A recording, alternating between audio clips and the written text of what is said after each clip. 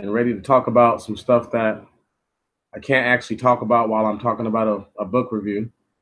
So um, I was ready and willing to stay in that live stream and do whatever, but I know better. Um, um, I know better on the sense of it just makes more sense to not do that to myself. You know, much more intelligent to go ahead and give ourselves this much and say, you know what, we need a platform like that so that way I can bring information. Anybody can bring the information forward. And then we need a platform just like this so that way, like this time around, I'm just waiting for you guys to say stuff. We're just gonna chop it up. Like that's me. That's what I do. I like to communicate with y'all. It's how we learn. Um, I'm open for any questions. I'm open for whatever y'all want to do. Anything that you guys want to do. Knowledge of self. Is huge. Everybody is everybody knows black people. Everybody knows black people, and yet they don't think black all the time. They don't act black all the time. They don't do black people things. Um, tell y'all a very interesting story before I even get carried away to anything else. Uh, hey, yep, welcome back, y'all. Welcome back. So last night, or this morning, I should say, the, I work across the street from several clubs on the weekends. So I'm here. Off to my right hand side, across the street diagonal, is one club, and then off to my left hand side, across the street diagonal, is another club. So one club is on the corner, the other club is like in the middle of the block. Um, these brothers, were coming from having a good old night, and this chick had walked up, and she offers me her business card. Right, she does hair, so I asked her, what her prices are. Too steep for I. Let me go ahead and tell you that. However, the night's getting ready to end. I done fed my people, and I was gonna leave, y'all. I was gonna leave. Um, Something told me to stay, and right before I get ready to leave, there's probably about 10 black people in the parking lot. A lot of commotion breaks out, right? A lot of yelling. You see a little pushing, a little shoving. So now I'm like, well, what the hell's going on? I don't own the parking lot. I'm not even close to owning that parking lot where I'm at. But a lot of people will like associate me with the parking lot. So if they see me, they normally will be like, yo, bro, is it cool to do this or is it cool to do that? And I constantly have to tell people, I don't own this stuff. But it's my presence and it's how I treat people. And I stand back because one of the gentlemen that's involved in a situation, really good affiliate of mine, really good brother. And I didn't want to make matters worse because I know how black people are. I know our people. If it's got nothing to do with you, don't get involved. That's just normally the way we are. You know what I'm saying? Like, mind your business. And so, minding my business, I still was, very attentive of the whole situation.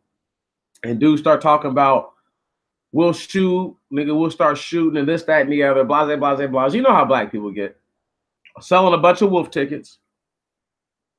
And so I don't say anything once. Not for a long time do I say anything. And the situation kind of calms itself down. But two of the gentlemen that I know, one of them had friction with bro because during the little spouting, my bro felt like the dude that was with him had took the other people's side. So he told him, he said, man, well, you might as well just ride home with them.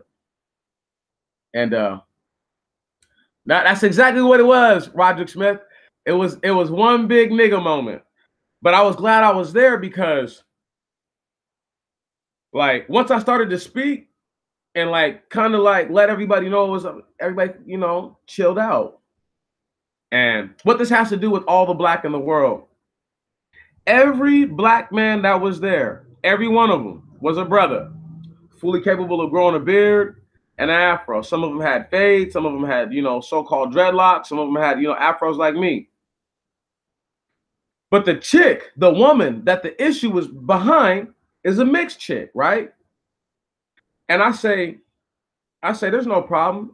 I said, this is just black people going through it. And she said, no, this was a man versus a woman. And I almost told her, see, but as opposed to starting more trouble in a moment, I had to let that ride because I was ready to tell her, that's right, you're not black. You just use that nigga word and once again, this is my problem with people like that, who are almost white looking. Their hair is more straight than not. And because they have children with the black man, they now feel as if they are an honorary member of the black community, yet they don't want to be considered black. So these are those kinds of things where the chick who once again was the catalyst of all the issues wasn't even really black. We got this stupid ass nigga out there talking about, man, that's my baby's mama, I'll die for her. Do you know how stupid he sounded when he said that? And you know how much more dumb she looked by not saying something like, nah, baby, it's not that serious, let's just go. So your chick wants you to get hurt. Right. No, it's just like that, sister. It's hard for people to identify when they're not black. This is why this one is called Know Yourself. This is why I'm always stressing to us understanding the different black people. That's why I'm always stressing to us that there is a true level of mentality that we get to as what I like to think of brown-skinned people, where we get to eventually, that allows us to think more conducively on the matter and the situation. It's really difficult because there's a lot of brothers that have mixed wives. You know what I'm saying? Or they have and by mixed, I mean mixed, and she might be white and Mexican, or Asian and Islander, or black and white, whatever. She's mixed though. And once again, she wants you to accept her, yet she doesn't acknowledge, nor does she identify with being your people. And this goes back in the toe with, you need to know that a person loves your people and doesn't just love you. You see? Because this goes into knowledge of self. Y'all remember that picture I showed you with the Indian girls with the straight hair? I'm going to elaborate and stress something to you right now. What are the chances that women with hair very similar to this didn't see black women with straight hair and see black men, just like black men have the need to want to shave because of men with very smooth facial texture, facial feature, and they might feel as if these men are enjoying all the attention of the opposite sex that I would like to also garner. So when you have people who understand such things or do such things for said reasons and don't say that, we don't know this, okay? But where would a person who has naturally coarse, kinky hair get the idea of wanting to straighten their hair from? Right. Somebody around them has to have straight hair. And more than likely, right? Because now it's not just straight hair, it's straight yellow hair, straight lellow hair, straight blue hair, straight green hair. So they went from wanting to be just like the black Native American women, the black Aboriginal women, who sometimes have, coarse looking hair like ours, but it's looser.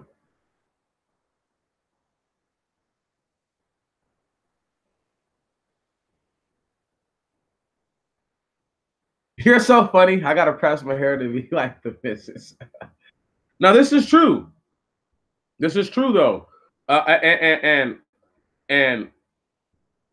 I don't think we as a people, um, I don't think we as a people, um, um, actually copied our way of living and our way of life from said white people. You know, um, I can't really say what is what or what isn't, um, but I do know that much. Uh, I do understand, you know, this much within the thought and this much within the effort. Um, I was just watching the live stream on my own like laptop or whatever. If for whatever reason she freezes up, just reload the page. Um, I guess YouTube doesn't like this conversation. However, we're not gonna worry about YouTube. But like I was saying though, it just seems much more conceivable that a black woman or a brown skinned woman who is around other brown skinned people, some of them with straight hair, would want to straighten her hair. I know it. For some odd reason, the freaking page froze on my own laptop. I was, you know, because I always watch the screen to watch the comments, and then it froze on my own laptop. I'm not sure what happened. I'm not sure what happened. But I'm just saying we have these people who are, I guess, they look similar to us, but they're not us. And it's just because this stream is Look, this is more this is controversial, y'all. What we're talking about is controversial. I'm encouraging you as a black person to acknowledge all other diasporas of black. I'm encouraging you to do that very thing. But I'm also encouraging you to separate yourself from all the other diasporas of black. They don't want that. They want us all to be the same people. They want us all to be the same. Because if we're all the same, then they don't lose. You see what I'm saying? They can't lose.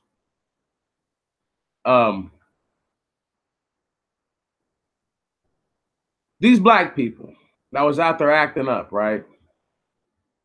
I felt so bad because there's this brother from California who just got here a couple months ago, and you could tell that he was just so, man, I mean, he was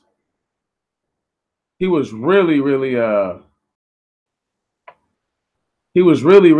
I mean, he was down, you know. I just fixed the audio level here. I don't know why it was turned all the way down. For some odd reason, once again, YouTube be doing stuff that you don't ever ask them to do. Anyway, knowing yourself, my people, is everything you have. It's all you got. I can't stress this enough. When slaves got free, one of the very first activities that many slaves undertook was finding their families.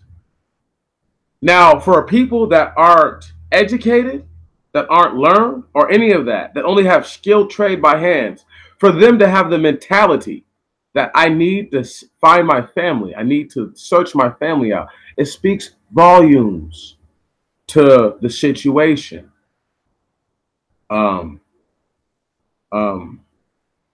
Another big thing about knowledge of self, and I'm going to bring up this this website real quick, and it's about it's about Aboriginals and early settlers, and why it's so powerful is because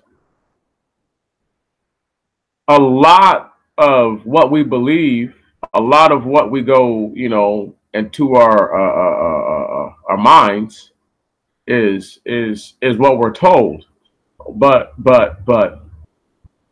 it's just like Aboriginal relations with Europeans.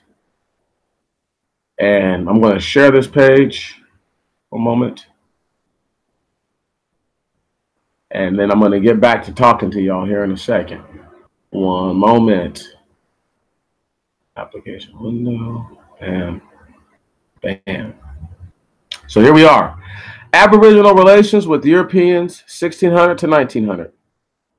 The nature of Newfoundland and Labrador's economy limited direct interaction between Aboriginal groups and Europeans for much of the 17th and 18th century. During this period, Newfoundland and Labrador served mainly as a seasonal fishing station for European crews engaged in transatlantic migration fishery. Most vessels arrived in spring and departed in August. Sustained contact between fishers and Aboriginal people was rare, and because European governments had almost no interest in establishing permanent settlements on the island or in Labrador, they did not negotiate land treaties with Aboriginal groups, as was common elsewhere in North America. Look at these people. Right on, look at them. This is a Labrador Inuit family engraving, okay? These are Eskimos. Can you dig it? These are Eskimos. I'm going to end it right here because I don't want to hurt my Eskimo Joe thing. But can you dig it? That's what I'm on. That's what I'm on. I can't even give up all the rest that I got for that because then I would literally ruin Eskimo Joe. So just know that if all black is the same to them, how would they distinguish between a Negro and someone else who's brown skin? It just doesn't make very much sense. Almost bit the dust just then. Now that was funny. However, it's a process. And it's a process that I'm willing to speak on because as black people, knowing ourselves is everything. Now, many of you may feel like that wasn't a very important thing to show you real quickly. But trust me, brothers and sisters, when I say that is the most important information you can see, that's knowledge of self. That's knowing ourselves. I know I'm not no Intuit Indian, Eskimo. I know I ain't. I know if you look like me, you can't be. It's impossible. So why we as people have these issues, why we as people won't admit what is, once again, most obvious, painfully obvious. I'm going to tell you exactly what the Eskimo Joe thing is going to consist of. It's going to have three major components. The first is the video from Django that supports Eskimo Joe, right? And then the second is going to be once again not seeing Eskimo Joe. And then the third is going to be us imagining our own Eskimo Joe based on what we didn't see, but based on what we know about the term Eskimo, based on what we understand about the time period in history, the migration of peoples, the transporting of peoples. It will give us a much more in-depth understanding as to what it is that we're actually dealing with. Eskimo Joe is not to be underestimated.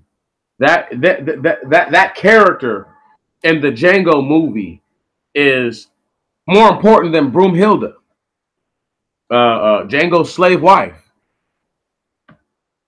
Eskimo Joe is so important to the movie that, like, there's a part at the dinner table where they're discussing seeing Eskimo Joe pretty much. And it's as if when they're speaking, because Django says to you, watch Django this week, watch it again, sister. Because when I bring this stuff out, right, I want you to be able to catch it as soon as you see it, where you're like, damn, that is what they did.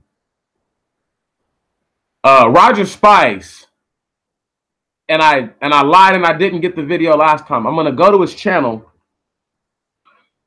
and as soon as I get done with this, I'm gonna go to his channel, and I'm gonna copy the link for these 2 videos, maybe even 3 videos, specifically about Native Americans, some of which are considered black, and then but one about is about Native American slavery, and it's so huge because this dictates exactly what I'm saying to y'all. They can't say that natives weren't slaves, and then if these natives are called blacks, are considered blacks like the rest of us, only to a person who understands that we are a different genus of brown-skinned people will they actually acknowledge that, and sometimes for nefarious reasons.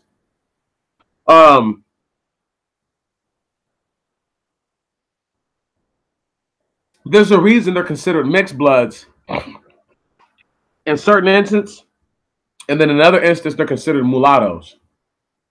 The term mulatto, I almost want to designate and distinct to true Negro-looking people, be it if they're Aboriginal or not. And then the mixed blood talk obviously goes to the people with less coarse hair, desirable traits to the white man, because those are desirable traits to him. For the native woman, for the native woman to be a person who is darker hue but of straight hair, understand, if I'll tell you that the white man is a Gentile and that these other black skinned things are Gentiles, their genetic compatibility is very high, not very low. So once again, it feeds into what I've been saying about Rh negative and Rh positive. You have to believe in Gentiles first to believe what I'm saying. So if you believe that the black natives were Gentiles, that Aboriginals are Gentiles, or were and are Gentiles, then them being able to blood mix with those people with no problems makes total sense. I want y'all to think about this. How many mixed race people have you ever seen in your life with autism? Think about it before you answer that question.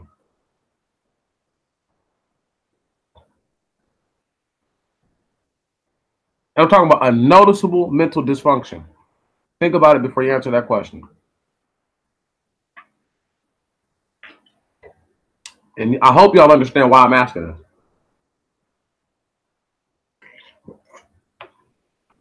See, when white people don't make babies, right, that are like,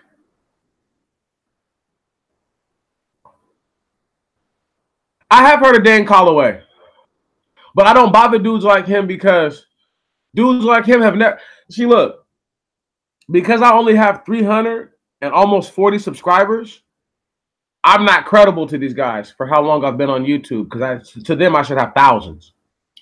But my subject is exclusionary. I'm excluding so many different kinds of people. Only certain people are going to gravitate towards this kind of message. Men like Dan Calloway have never used their 2 eyes. Because anytime I ask these questions, people never argue. They never argue, ever. They only say, I didn't think about it like that. So that's how I know that they weren't thinking about it. Not to be rude or disparaging to that person.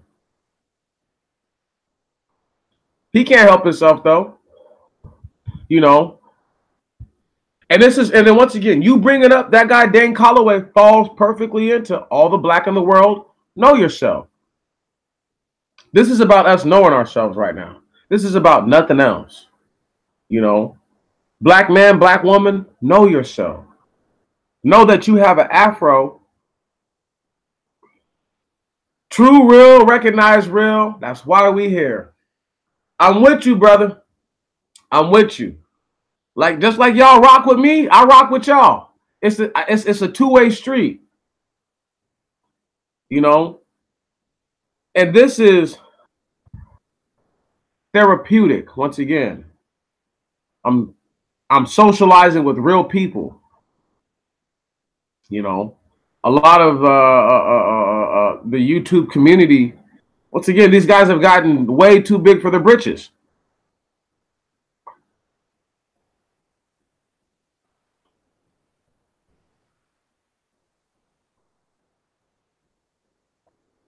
Yeah.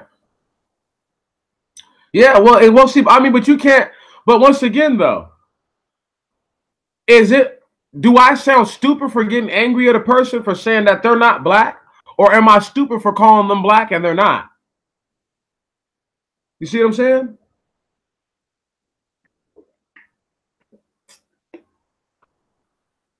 What up, Andre? What up?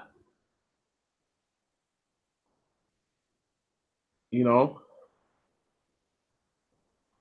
it's a blessing, y'all. The other day, me and Roger Spice talked for hours. Uh, and I mean, and once again, I always get around. I always get along with people that are like-minded, right? But I didn't know he's a Capricorn, like myself. And he's talking about certain stuff. And it was like the moment he said that, right? Because once again, I know myself as a Capricorn. Certain things that he's done in the past makes total sense. Total sense. His demeanor, everything. Very, very similar people.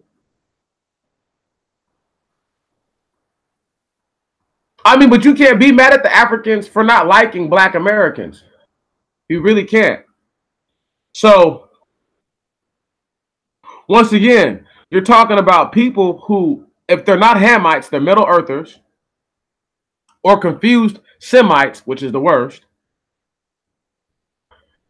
And so now you're talking about not knowing themselves.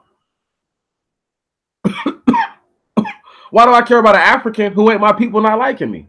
Why do you care? They're not our people. This is why I stress they're not our people. So forget them. Forget them. Forget them. I've been working on my language lately, y'all. As you guys know, I have the mouth of a real sailor. But lately, I've been trying to be better about it. I know you don't like them. I'm just saying, don't even entertain them. Like, we can entertain them in thought, like right now, but don't even entertain them. When they do some weak shit, see, I had to revert right there. You know what I'm saying? When they do that weakness, we have to accept the weakness for being what it is. It's all right.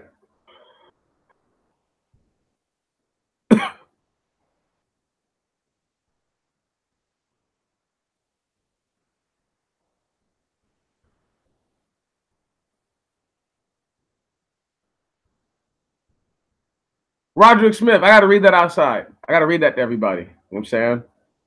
Yep, I rock a fro and a nappy ass beard, but when I cut it back in the day, hell, it was like I didn't feel the same for some reason. But when I woke up, I learned we weren't supposed to cut our facial hair. It's a it's a it's a blessing. It's a blessing to know ourselves now. See, something that I've learned, right? Once again, just like my conversation the other day with brother Roger Spice, who was chopping it up. I mean, and I talk to a lot of brothers. Me and Andre Wickham, we talk a couple times a week. We try to. We try. We have pretty deep conversations. One of the next videos I'm going to do is something me and him was talking about. And he was saying I need to really elaborate the differences in the black native aboriginals that were already here, and I needed to clearly denote their differences. And once doing this, it's believable that more black people who are under the impression that aboriginals are our people will in fact come to the conclusion that they're not. However, knowledge itself is not We can't buy that. You can't buy knowledge itself. I don't even think sometimes, like, it's weird when people say stuff like woke or whatever. Like, it's not that I stay away from those types of terms, but they're normally terms that like the conscious community uses. So I just try to say like I'm aware. I'm more aware now, you know. And I don't think it's a good thing that we're aware, because some of these black people won't feel how dire the situation is. And they don't feel how dire the situation is because they feel like they have the most high. And that's dangerous. That's dangerous, because we're supposed to feel like we have nothing, and that energy makes the crying out legitimate. It's hard to legitimately cry out if you don't think you need help, or if you already feel that the Most High is working on your behalf and in your favor.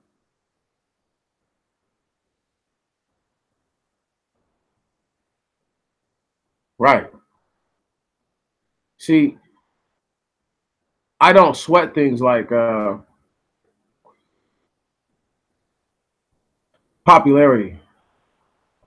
I sweat validity. I sweat how valid is that. A person could try to tell me, "Oh, we're all the same all they want," but when I pull up pictures of dudes who don't look like me, you know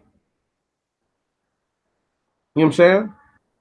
And then I say that's not my people, and then people want to argue that they are the people, yet they can't even whip up a genetic argument as to why they're the people, and then they want you to accept that. It doesn't make any sense, y'all. There's a there's a fine line between, once again, wanting to be accepted, right, and forcing a reality that is not our own. And you're absolutely right, Miss Andrea. It's prosperity doctrine at its best. You know. Now, once again, do I think the Most High's people are supposed to be broke and have absolutely nothing? In my mind, yeah. But now that we're free, they've given us certain allowances of, I don't know what to call it. It's not really ability, and it's more than circumstance.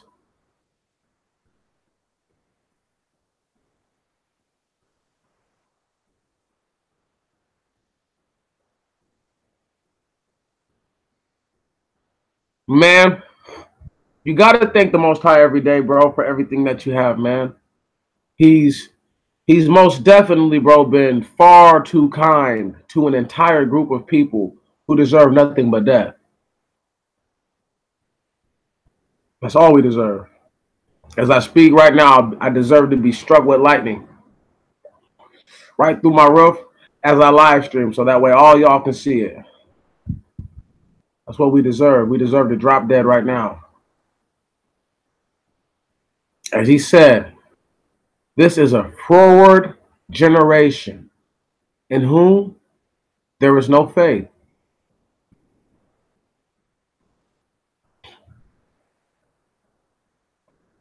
I shall see what the end shall be.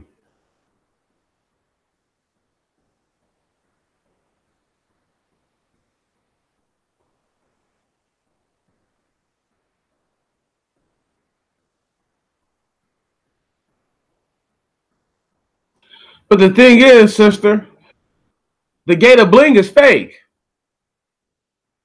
The heater you have in your house, black people invented. The refrigerator you have in your house, black people invented. The blow dryer you dry your hair with, if you use one, black people invented. Okay? Many of the modern things that we like to eat within the home are things that the black man did.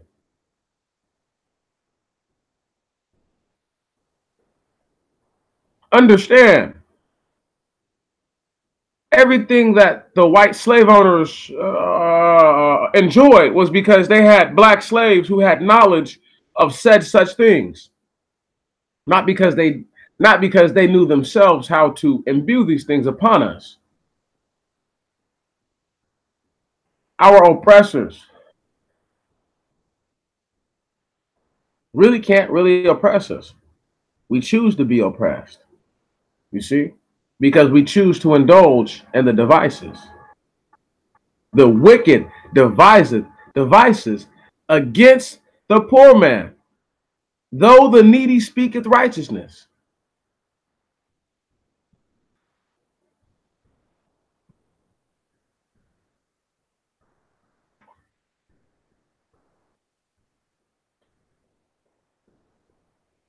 The vile man shall be known for his wickedness,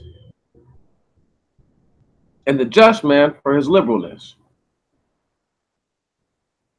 That kind of stuff. Know yourself, people. It's really all you got. That's all you got at the end of the day. We don't have, now we have to know ourselves because people want to know that they're Israelites. I want to think that they better know that. I'd rather know that Demetrius was an aboriginal seeking the Most High than to think I was an Israelite, to have lied to other people, and then to have to cause them to go down a path of destruction. See, there's a man on the internet, right? He has this thing where he likes to say stuff like, 1 second, I'm read what y'all saying. One moment.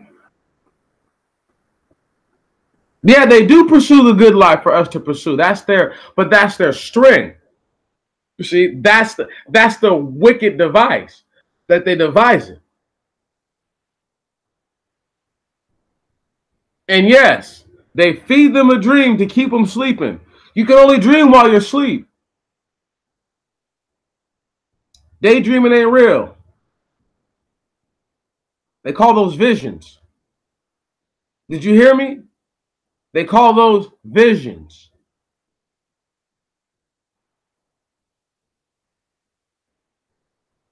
The Most High is forever. The Most High is everything. And we must cry out. But waking up, on whose term? On whose terms? I didn't come here. That's right. It's a pretend world. I didn't come here to YouTube because I was one of these guys that was like, I've been doing this forever. I'm this, I'm that, I'm this, I'm that. You see? I never did that. I was never that guy. Total opposite. Some dude who was I mean, you guys are talking about I was forced here. Forced. Only because I was so broken that I willingly decided to do all of this. Willingly. You see? And it's just awkward because you have a lot of people who've been doing this for years. They've been on this path for years. They've been on this journey for most of their lives. They've thought or felt they were Hebrews for most of their lives.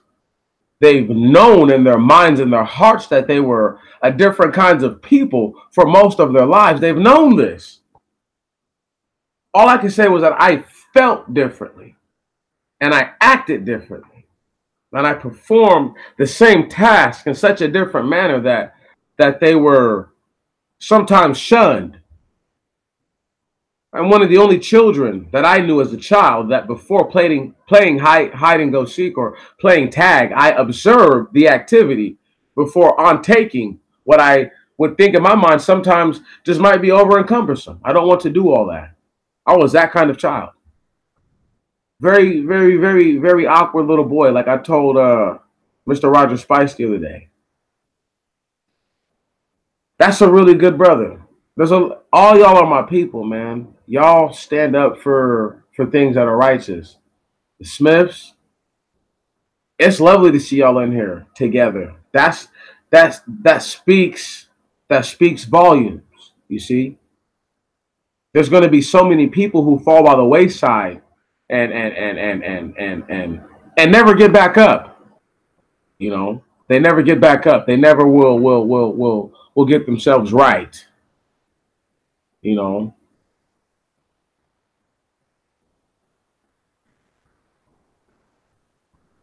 it's no problem, y'all. I enjoy this. You know, I enjoy doing this. You know what I'm saying?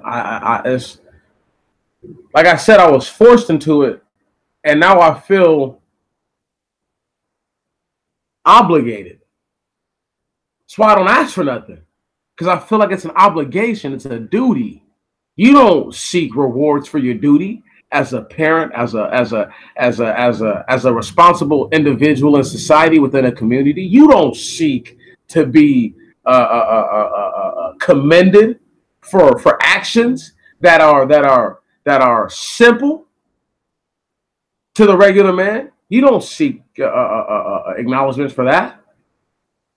You seek to be accepted by your people. You seek reciprocity through your actions, that when you are in a moment of need yourself, and it doesn't have to be finances, it could just mean that you just need a hug. You know how often people are like, "Can I have a hug?" All the time. And I give people hugs all the time.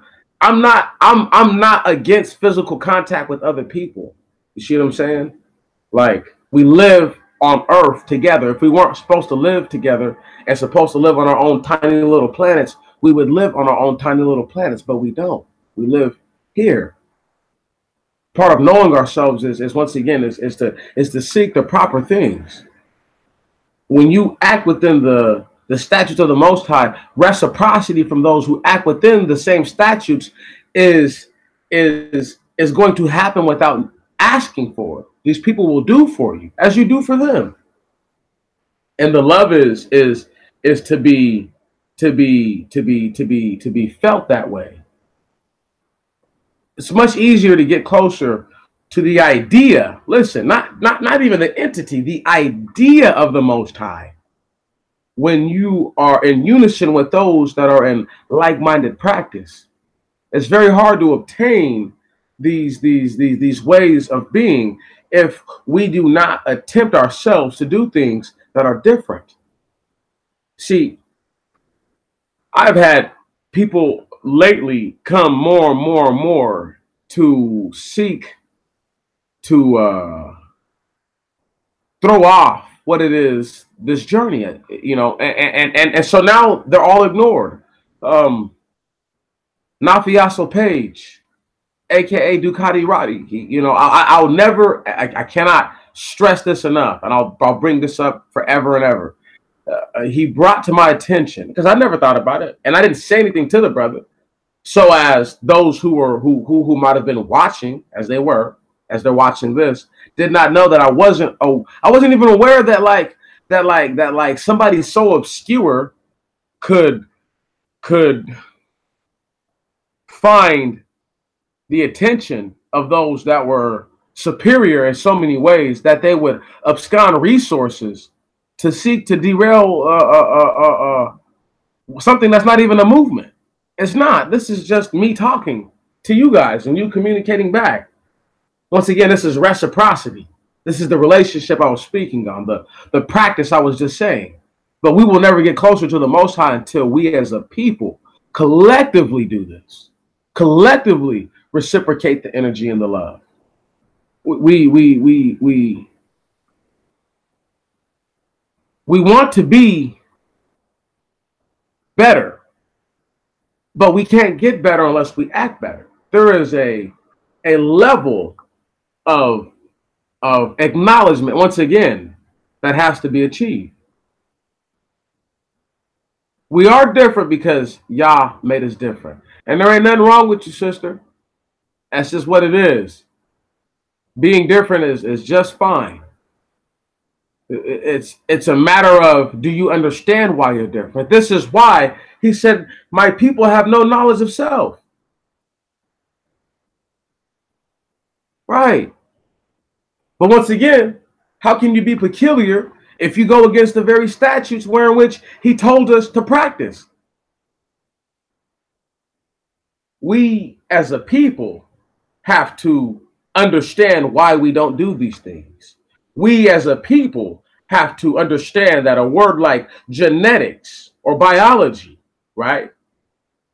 Or as I would say, the field of study of biomolecular engineering, you see, the things of that nature, terramorphing. And these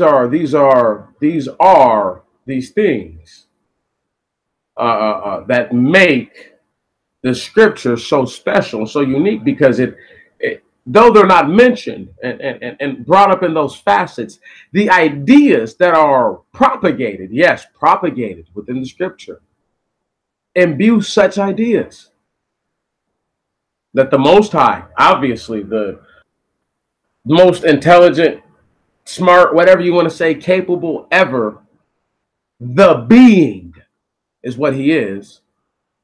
And being as such, these things cannot be explained to a mind that where we are now on earth with people, we don't even see the differences in ourselves.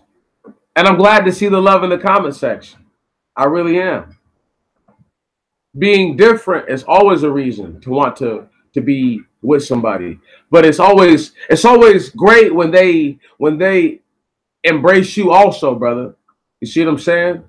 Because there's, once again, that's a thing of reciprocity. And then you two know what it is that you're after together. So this is the same thing that I'm saying about knowing ourselves, knowing yourself. It's a very harmonious thing. And it's not to be overlooked or made fun of. It's to be truly accepted and embraced. If we accept the Most High and embrace him, that means that we embrace his statutes and we accept them. Whether we accept them on the binds of science and that study, or we accept them on the binds of faith purely alone, these are his statutes and they shall be followed. It's okay to be different. Like-minded is all that matters in that category, because different doesn't mean different races. Different just means unique in whom you are, which is it's necessary. A person cannot balance out another individual that they are in companionship with if they lack abilities or traits that are complementary to, or complementary, excuse me, to those that are involved in what they're doing. My whole thing is this, y'all, is that the Most High asked us not to do certain things, yet we still do these things. And then he even made rules. He gave us rules. He gave us guidelines as to how to get back to being right when we fell off. This is why I can say I have so much disdain for Paul, because though he says what he says about not eating, certain meats, right, and strange wives, he doesn't explain the instance in which a man would have a strange wife, i.e. going to combat. He doesn't explain why a person might eat dirty meat, dirty food, unclean food, i.e. to not starve. There is a level of understanding the Most High needs us to have. So for him to tell us to fast for a day, right? A person says, well, what does that mean? Well, what happens in a day? Like, what do you do in a day? Right? Your body excretes all the waste out of its body from itself. So for the Most High to say to fast for a day, that means that through this day, the unclean food that you have had is going to exit your body. Right. But these are things that the pastor, the preacher, the minister, the reverend, the rabbi, right? Sometimes even monks will overlook and overtalk and oversee, because for them it's not about making or creating an atmosphere that is actually conducive to what we're all talking about here, which is knowing ourselves. Because our relationship with the Most High does depend on us understanding ourselves to understand His statutes. We cannot say something about blood. I speak as a man who has a son that is mixed.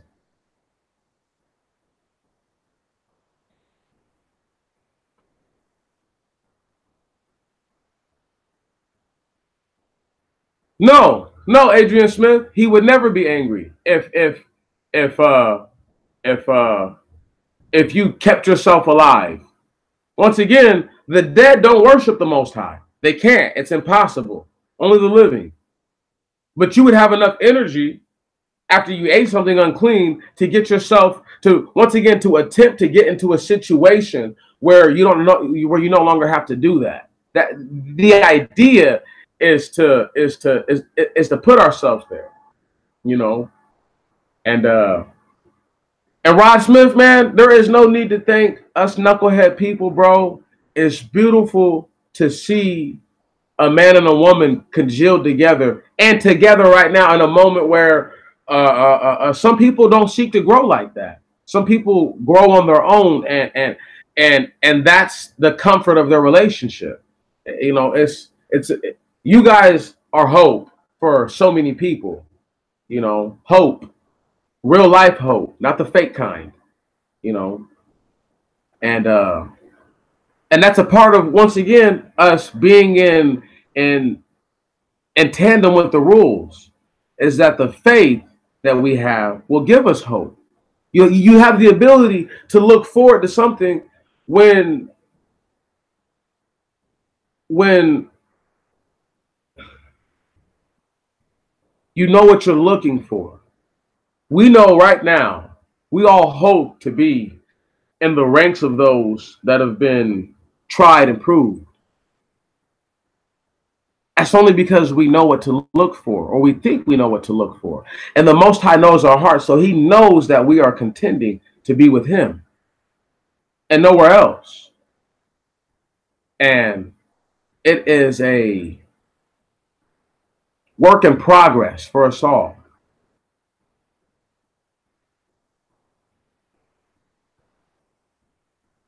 That's right. That's exactly right. That's exactly right. It is work, and every day is not gonna be a, a bucket of honey, you know. But when things get difficult, you should have each other. What up? You ain't late, Martin. You can never be late, bro. You can never be late here, ever, ever. It's hard to be late when you're on time. Can you dig it? It's hard to be late when you're on time. And the Most High has to know our hearts. He. That's the one thing He has over everybody. You know, is that He knows the hearts of all people and all things living. You know, like, think about all the times a wild tiger might have crossed the paths with a man in the jungle and didn't kill the man, didn't attack him, did nothing, was actually almost peaceable, because these animals have souls. They have the ability to reason, so they have the ability to do good or evil. And this is what it is. You know, we are looking for that with one another, that I know that this could be something bad, but this could also be a positive interaction and something learned from it, and that I can take from it, that I can say that all these things are not bad things. But if they approach and encroach me, they can be, regardless if I walk away from the situation or not. There are many people who have been addicted to drugs and would have liked to never have ever done drugs. But that's just like the tiger. You know, they heroin or crack cocaine or cocaine or amphetamines may have crossed their paths. You know, and even some people like to use marijuana. May have crossed their paths, right? And this tiger, this lion, whatever, this wild animal though, with the ability to do actual bodily harm has now done the harm that it can do. Now, while they survive their interaction, okay, while they survive this incursion, they're no longer the same person that they were. Now, whether that's for the best or for the worst is for a time to tell a circumstance. But you know, we as a people don't know anything about ourselves, and we don't know anything about the Most High, surely. And this is why we're all here now, is because we're trying to figure these things out. You know, what I've read in the Bible are just things that, like I would share with, like I said to Roger Spice, like I say to Andre Wickham all the time. I am literally just reading the pages on the book. I mean, the words on the pages and the pages within the book. I'm not doing anything special, you know. So let's not make me special. Let's give the Most High all of his credit for finding the time to kick down the little cosmic dust that's fallen into my brain to give me the ability to look at the same things that we've all been seeing and say, oh, it could also be saying this in tandem with all the other things that it's already saying, but it could also be saying this. It gives rise to, once again, to scientific notions that people call theories that we don't believe are provable yet. If we read scripture and we believe scripture and Yah's word be true, these are things that have to be acknowledged. How you doing, Roger Spice? Greetings, brother. Greetings. I was just talking about you a second ago. But this is where we're at. You know, we are seeking to be better off than we were. We are seeking to be in a place that actually allows us to at least have the chance for salvation. Many people will never have the chance for salvation because the inability to want to know themselves and to get to know themselves is hampered by the wanton coolness of desire. And because desire is so powerful, the spirit of lust and fornication and greed corrupt a man and a woman to the point to where their soul is no longer reachable with these same tenets, though they know they are worthy, though they know these tenets are worthy of being acknowledged. These are people who would rather not give any homage to that because they either feel, number one, they have gone too far in their struggle, and now there is no way, shape, or form that they could even muster the energy to even ask the Most High for forgiveness, let alone make supplication. Or, the more dastardly, they just don't care. And this is who they want to be. This is the person that the Most High told us would be separated from among us. Those who would be of the seed in the latter day of the righteous people, and those who would be of the seed in the latter day of those that were evil and wicked. We are in a position now, once again, to make things better for ourselves. I'm not saying that they're going to get better all the way, but they can be better for ourselves, and they will eventually seem to get better. But they will get worse before they get better. So as we see time go on and press on, thank the Most High evermore that he has not taken you from the realm of living. Thank the Most High that he has given you life to continue on asking for forgiveness for not only yourself, but for your ancestors that came before you.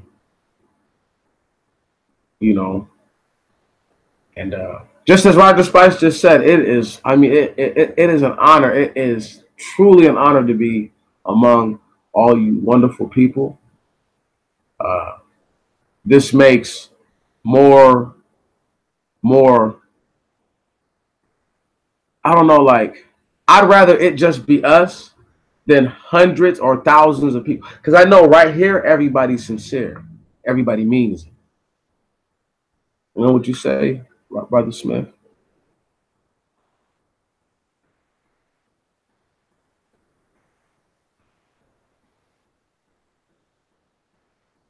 You know what? Roderick Smith, man, just recently, I think I just lost a dude who, was, I mean, man, really, he was a friend of mine for years. You know what I mean? And I lost a real good friend behind this dude. It's weird how it's weird how it all works out. But it's like I really feel like he's made decisions that have forced him out of my life, and he'll never abridge those things. He'll never try to make them right. So, and this is just one of those things where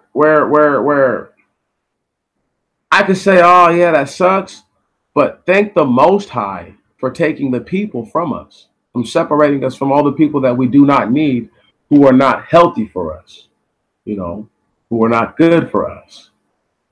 Um, I I would love for some of the brothers that I know have different opinions, different views than I do, to come and to be among us and to deal with us. But I know that there's a lot of these brothers and sisters who because they have a once again they are genetically different. Some of the things that they're going to hear, they're not going to be receptive to, and I have to accept that. Uh, it's easy. It's easy why people cut you off. There's the energy that you two possess, individually, and then once you're together. And some people can't stand that. There's a lot of people. I love seeing black people together. Nothing makes me happier than that. Like I love black couples. Like I love it so much. Like I mean, like, and I'll go as far as to say, like, I'd rather see a mixed person with the black person than with a person of the blood that they're mixed with. You see what I'm saying? Regardless of what either one of the parents, I don't even care. I would rather see that, you know.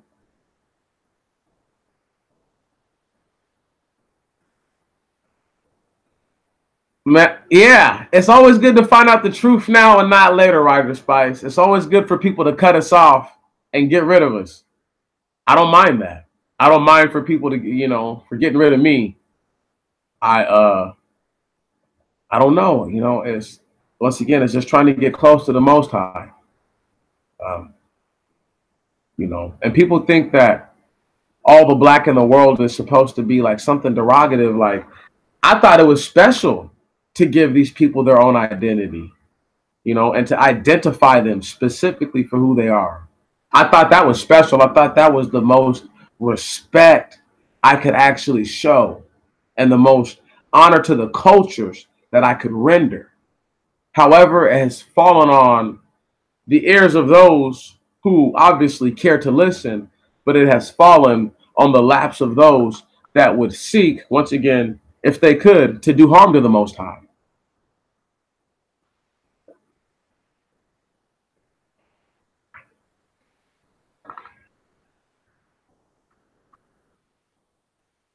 Man, Roger Spit, man, that is such a high level praise and compliment, man. I once again, bro, all glory to the Most High, man, because it's nothing that I've done, nothing. You know, I'm one of the first to say I have been a curmudgeon at times. You know, and you guys being here to deal with me, to tolerate me, to have the patience that you have is a blessing because it's at least I know that there's people that feel the same way I do, and I'm not by myself. And I want to be. I mean, like I want to be totally separated from all the other groups of the people. You know, it's one thing to be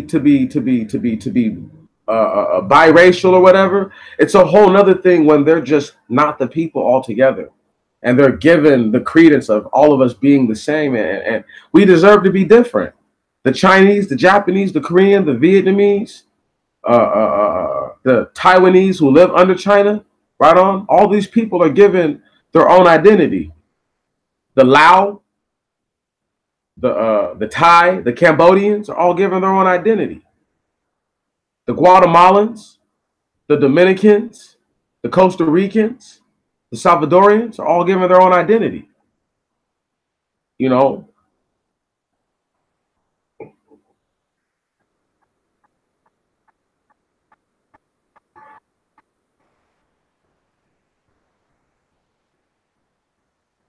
man, I'm only doing, once again, what I think is the right thing now, bro.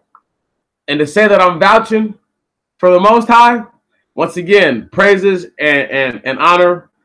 I'm not even anywhere close to deserving of, you know, because that's what he does. He creates the circumstances and the situations for us to either thrive, strive, and prevail, or to fail and go under. And it's always going to be on us. And I'm glad, hungry and thirsty for the something closer to the truth, something closer to knowledge. Yeah, exactly, y'all, exactly. You call a Puerto Rican, a Mexican, they will curse you out. But these are the things that I'm speaking on. Is that why is it disrespectful for me to identify an Aboriginal black man who has semi-coarse hair, but it's a lot more curly, from the Aboriginal black native who may have straight hair, right, and are normally very, very, very lightly facial haired, if any, or the other Aboriginal black native, and I'm going to do a video about this, with the real little tight curls. I mean, the tight little beads, and because we can't identify them as being themselves without somehow being a self-hating coon, a self-loathing coon, or without not wanting to accept our station when in fact that's not our fault. Same, you're right, bro, because there's a lot of Guatemalans out here in Washington who be in Seattle, and yep, all of them, Honduras, all of them get upset about that. That's my point, though. A Honduran doesn't want to be a Guatemalan, and a Guatemalan doesn't want to be a Honduran, and a Puerto Rican don't want to be a Honduran. And see, all those people don't want to be the other one. They want to be themselves, who they identify as. And for other black-skinned people to have this mindset and this mentality that we can't separate ourselves among the other dark-skinned people of the world is it's not sad, but it's disheartening, because we then have to be forced together to congeal where now cultural differences do come to a head, and they do come to a clash, because you have people who view things totally differently. They don't feel the same. And now you're forcing them to amalgamate, right? And to cohab.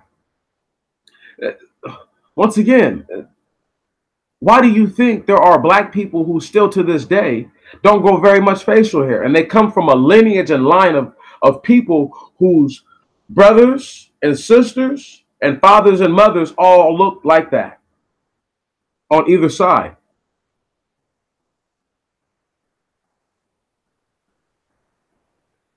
See, that's funny that you guys say that about Nigerians.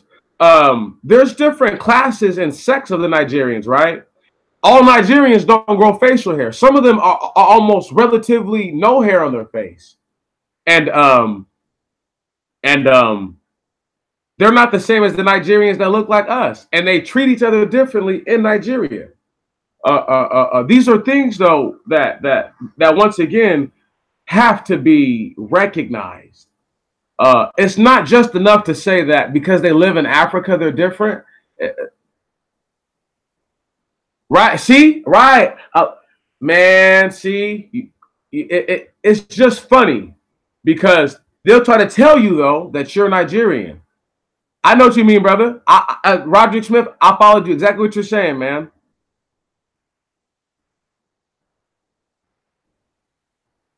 Right, exactly. Well, see, but that's the whole point. Is that from Igbo to the other what are they, man? Oh my goodness, I can't think of the other two because there's three major groups in Nigeria. I was just watching the video about this earlier, and right now I'm having a brain fart. However, all the diversity in Africa, right?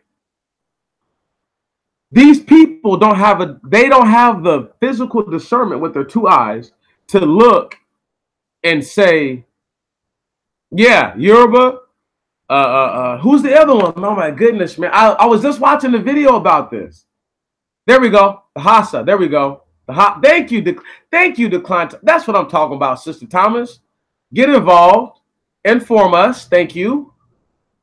But this is how we learn, right? There's no one person who's right about anything. We're all congealing, and we're seeking to grow. Hopefully, once again, to get close to the Most High. Because right now he has his back to us. And we would just love if he just turned his face to us and looked upon us. You know? And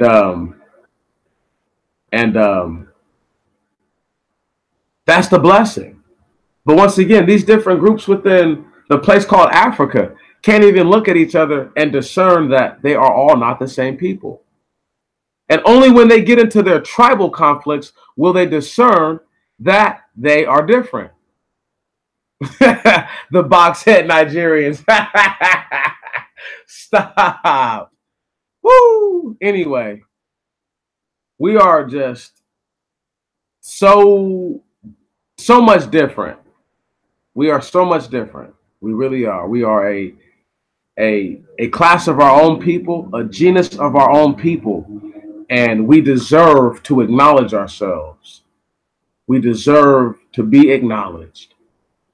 We deserve to be, once again, separate from all the other groups of these peoples. If the Most High says, of all the families of earth, I have only known one, that means out of all the families, I have only known one. Of all these races and ethnicities and cultures, subgroups, I have only known one of you. And people don't want to hear this, but this is the reality that we live in. And we must accept this. We exactly, as you're saying, right? Just my Spice, the Yoruba priestess who practiced the witchcraft, right? Right. See what I'm saying? This is see, and this is just the yeah, exactly. 2 Chainz is not lying. I'm different. But once again, we are a different people. But this is that thing though. They practice witchcraft because wherever they truly seed from, right? They come from that practice. They come from that way of life, that culture. And not only do they come from that, but they've never broken from it. See, this is something for you people to think about. When I say you people, I mean you, everyone here, because Demetrius has thought about this a lot. Why don't black people here in America practice witchcraft right now? Think about that for a moment. They do, but they really don't. They do, but they really don't. I mean, think about how large Africa is, right? And how many, I mean, millions of people are practicing these arts. Think about the millions of people in America that are not. They do other things unbeknownst.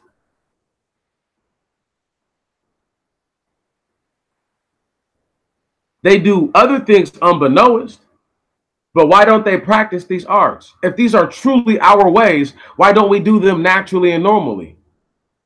Once again, this is where we're at. We have not distinguished ourselves enough. What up, Wavy Ben Israel? How you doing, bruh?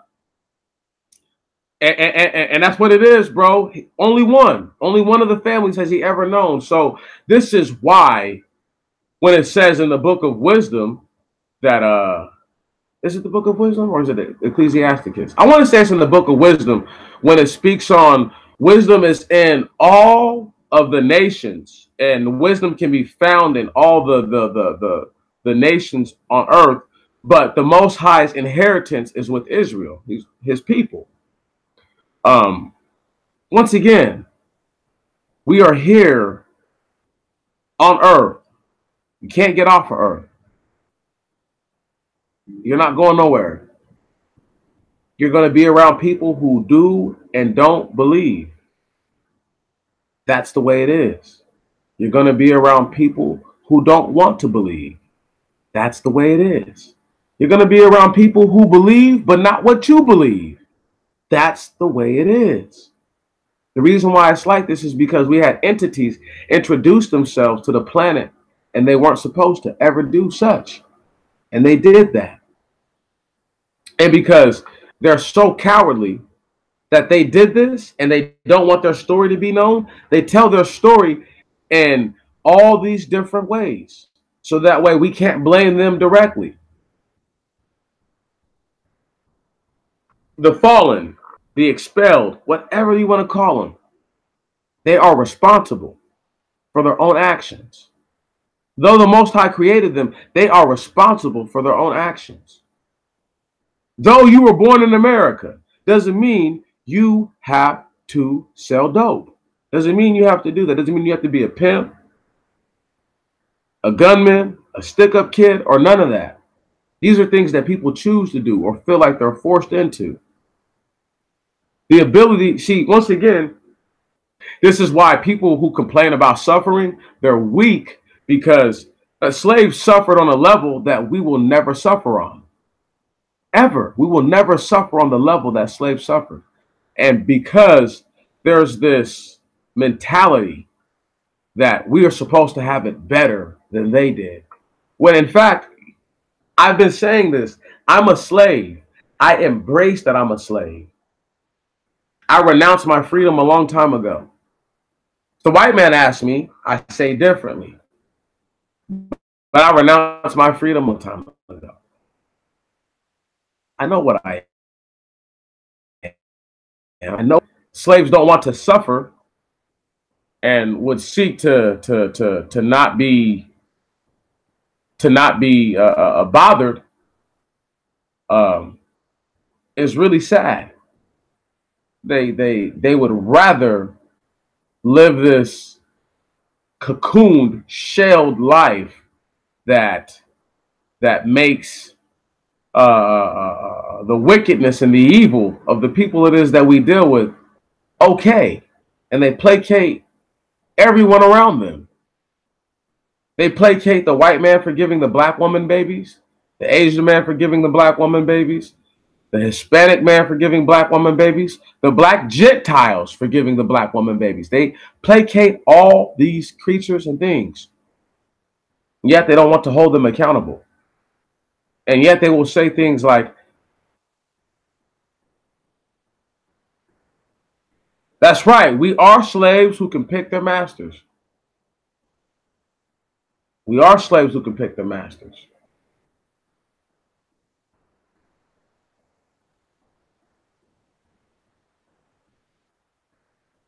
That's right.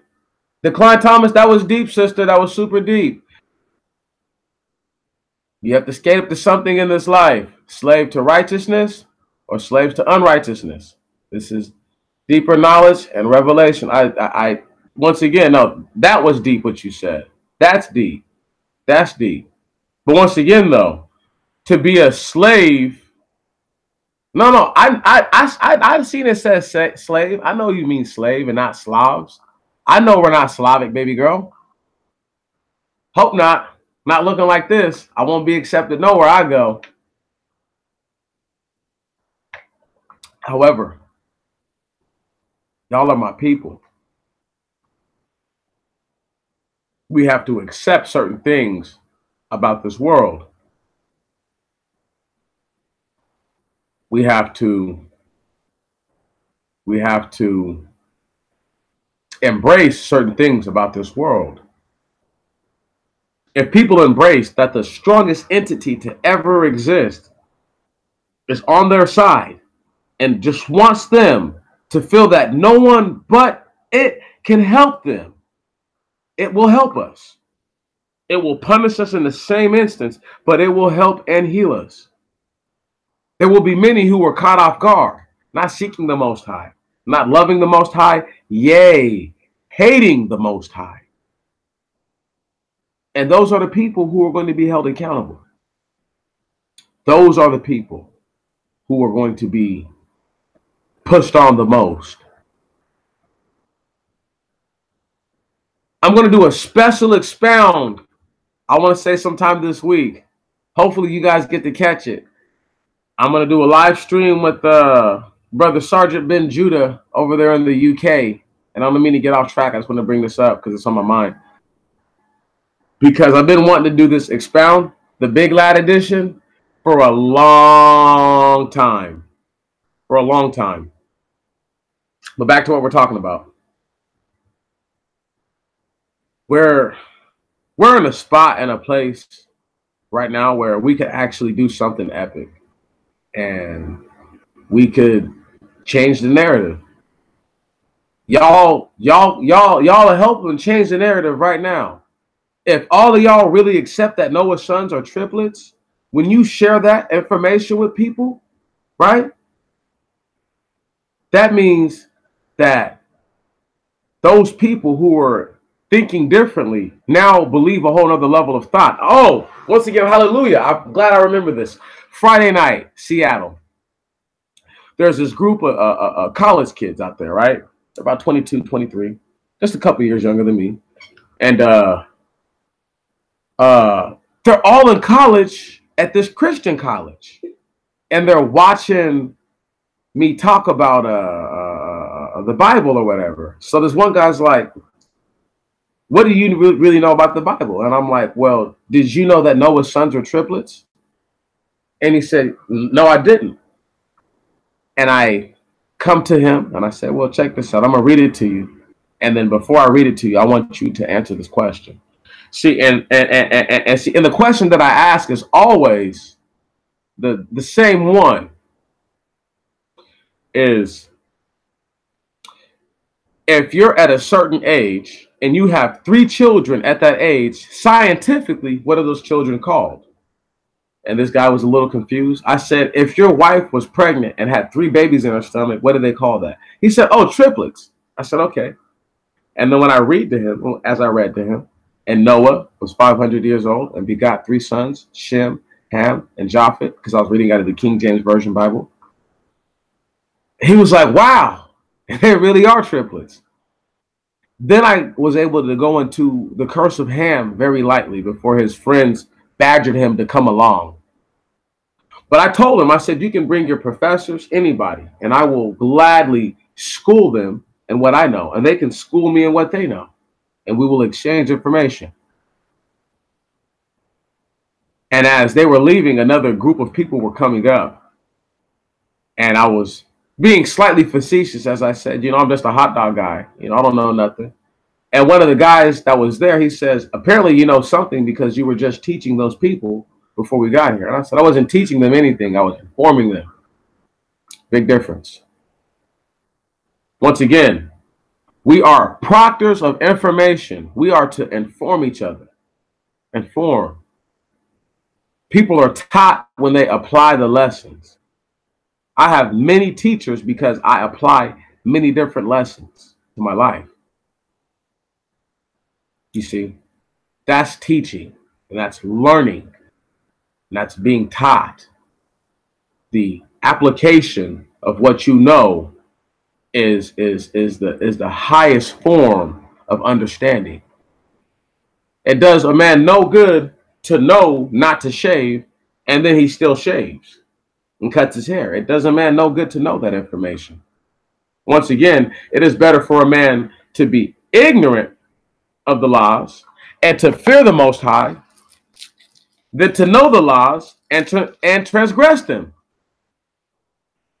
So you would rather be a person who knows the law and keeps it than a person who doesn't know the law and breaks it. And that's not what it was saying. It was saying that you'd rather not know nothing and keep the law than know something and then break it. But I'm saying what you should do. If you know the law, you should keep the law. Not make excuses for not only our actions, but the actions of others who are totally undeserving. They're totally.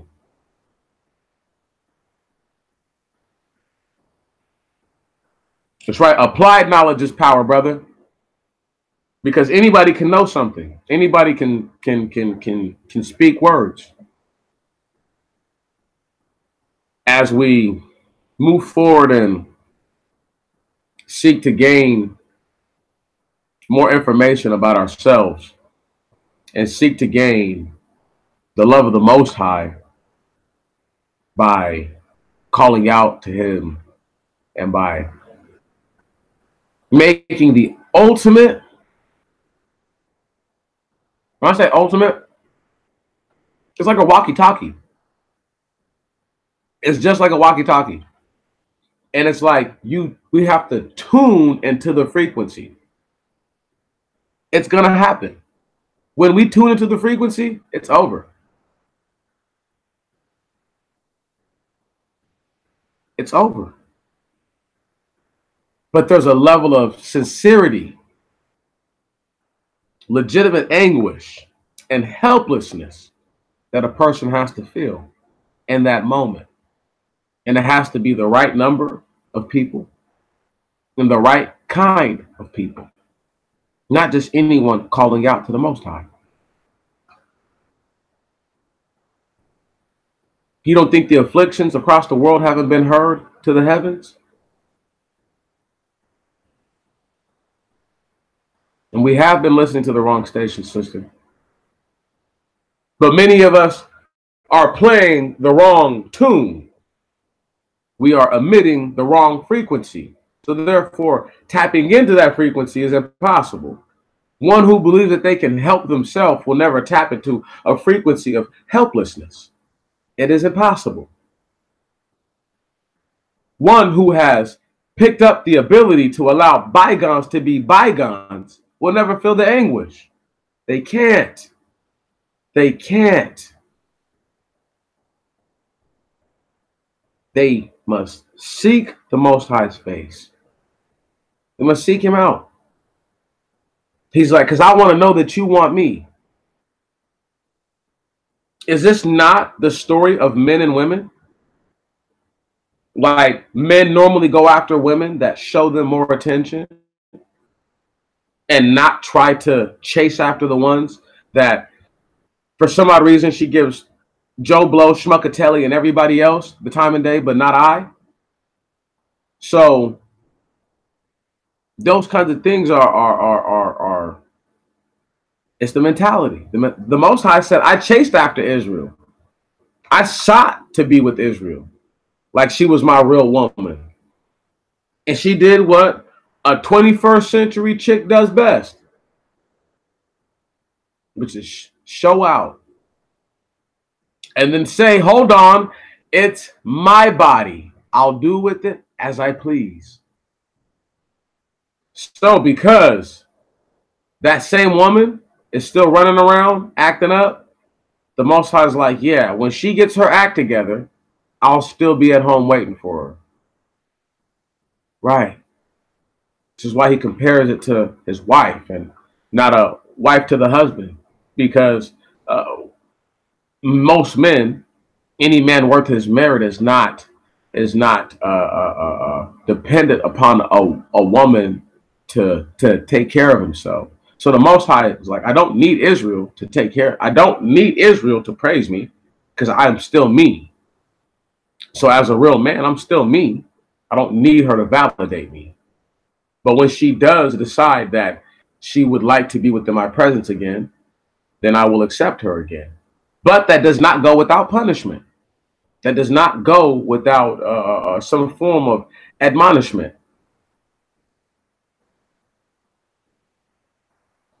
That's right, brother. Supply thyself, then apply thyself. That is absolutely right, brother. But it takes, once again, to get to the level of supply, to have the ability to be supplied, one has to accept these things that the Most High has laid out before us. Uh, I know many brothers that are in relationships where they work or the wife doesn't, or she works and he doesn't, or they both work. I mean, like, I know a lot of different people in these kind of relationships. And the times that I see that it's most conducive still, regardless of who makes more money or what, is when the man plays the role of the man and the woman plays the role of the woman. It's that simple. And so the part of that supplement is knowing where you stand. Once again, you have to know yourself. I cannot be a man who's effeminate and want a woman to follow me. Just like a woman cannot be a woman and be masculine and then want a man to be with her. There's a fine line. Um, and by effeminate, I mean like really, he's an emasculated man. He has low testosterone or whatever they want to call it. Like, he doesn't get angry about nothing. Nothing angers him, and it's not about showing the anger. It's about feeling the anger. He has no sense of bounds or territory. Nothing that men feel does this guy feel. And you're right. Ain't nothing worse than a feminine man. Nothing. Nothing. It's not about how he sounds in his voice. You know what I'm saying? It's not about how he looks physically and his stature. It's all about how he applies himself and how he conducts himself. That is what makes a man a man. And this is all there is to it. But once again, though, because we have these people who don't know themselves, they've been improperly supplied.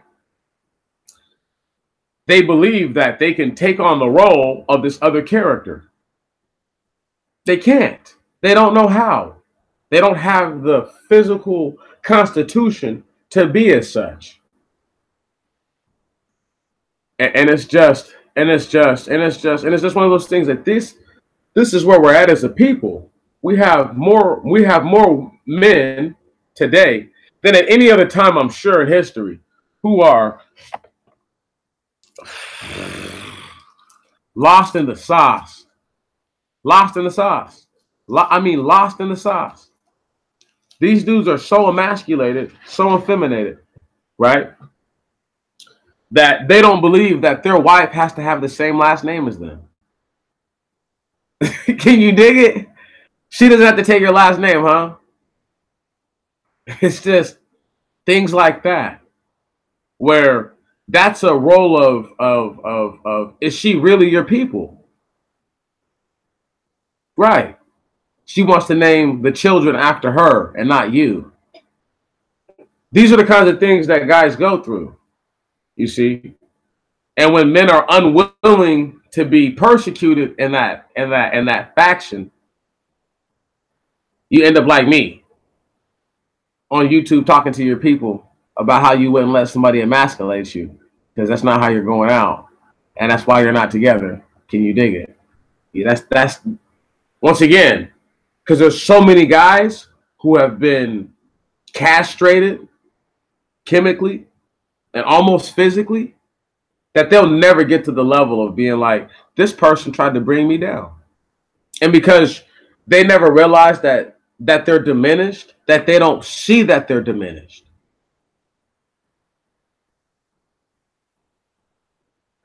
Oh yeah, of course you see that in the military. But once again though, in the military, this is where some of the most stern and honorary women are at. So we're talking about women who are like, I won't let a man subjugate me. it happens, you know. Once again, people have to accept their station and their role. If King David thought that he was anything, or if King David thought he was more than the king, right? And thought he was like a god like Moloch, the king of, I forget what nation, but Moloch is called the king over a specific people. Okay? Giving you the idea that Moloch was a physical entity at one time who made himself a man god king.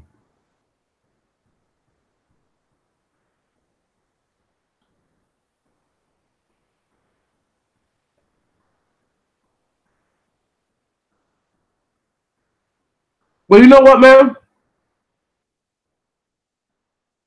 The masculine spirits, two masculine people, once again, unless we're going to war, they're not supposed to be, yeah, cohabiting like that. That's not, you know what I'm talking about? Like, they're not made to be companions. Neither are two effeminate spirits. But we're living in a world where we're so far displaced from the truth, from our identities, from our heritage and our culture, that there's no need for that to ever reign. It doesn't matter. We're always going to be trying to defend the faith. Like, we have to, once again, we have to contend for the faith. We have to contend for the faith.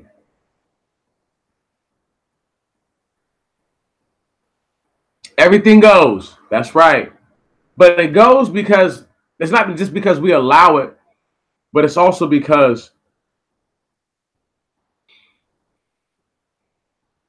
the Most High said, the time of the Gentiles must be fulfilled.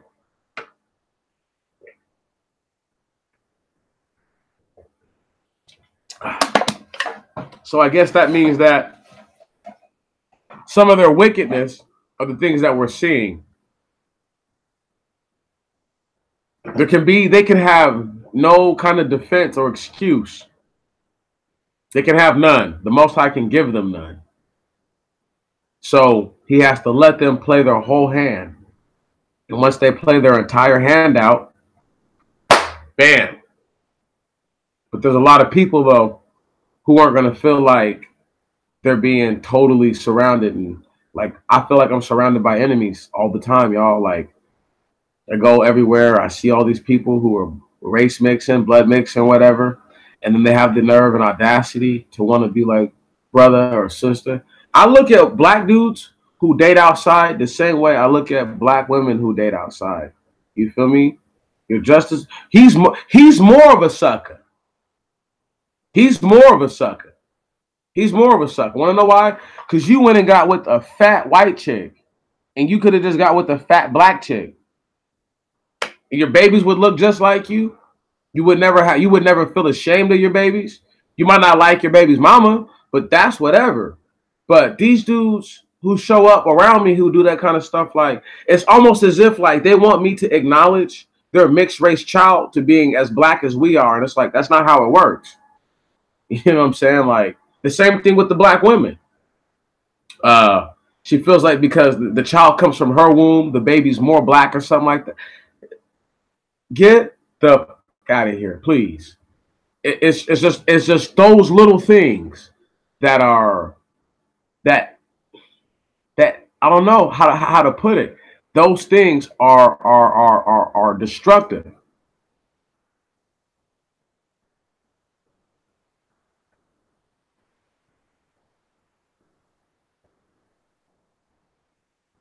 Once again, brother, a third grade education. This just goes back into what I was talking about the other day, where I couldn't stress how literacy has very little to do with skilled trade. You know what I'm saying?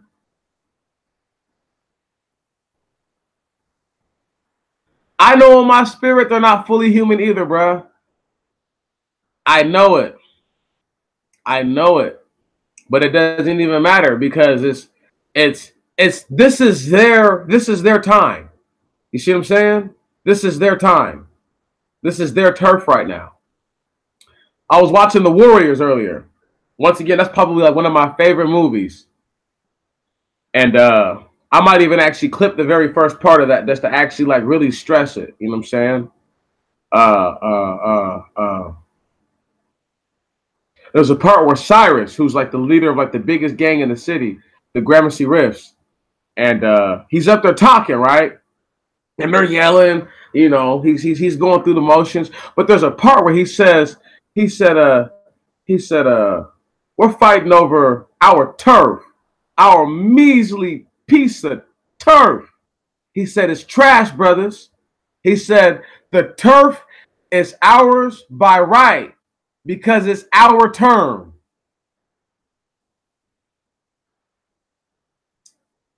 I pray that they're moved too, brother. I really, man, can you dig it? That's right. Man, they don't even know.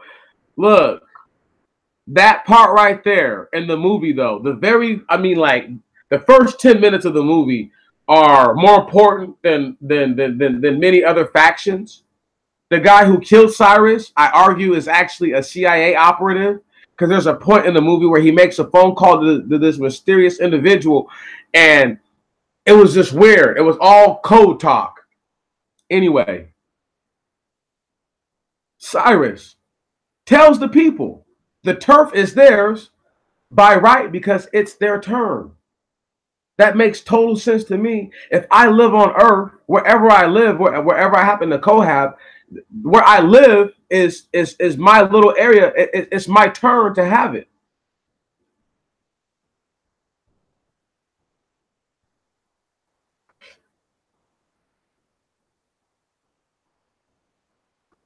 Cleon fought. Cyrus is the brother from the big gang, but I know exactly what you're talking about. Cleon was putting the woo wops on him, putting the woo wops on him. Yeah, man.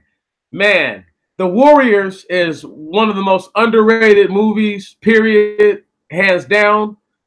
I'm a big fan of old school movies. A big fan of beat 'em up type movies. You know what I'm saying? Where people get rock'em socked. Anyway, let's not get off. Let me not get off subject. In that movie, in that scene, he tells the people that we are in control of the ground, of the turf, of the area by right of passage of existing in this very moment.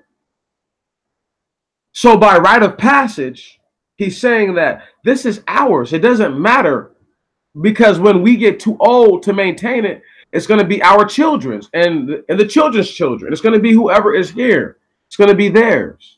So it's whoever is theirs is who owns it. That's it. That's all. And that's why he said that. So right now they're here. They're there. They're everywhere.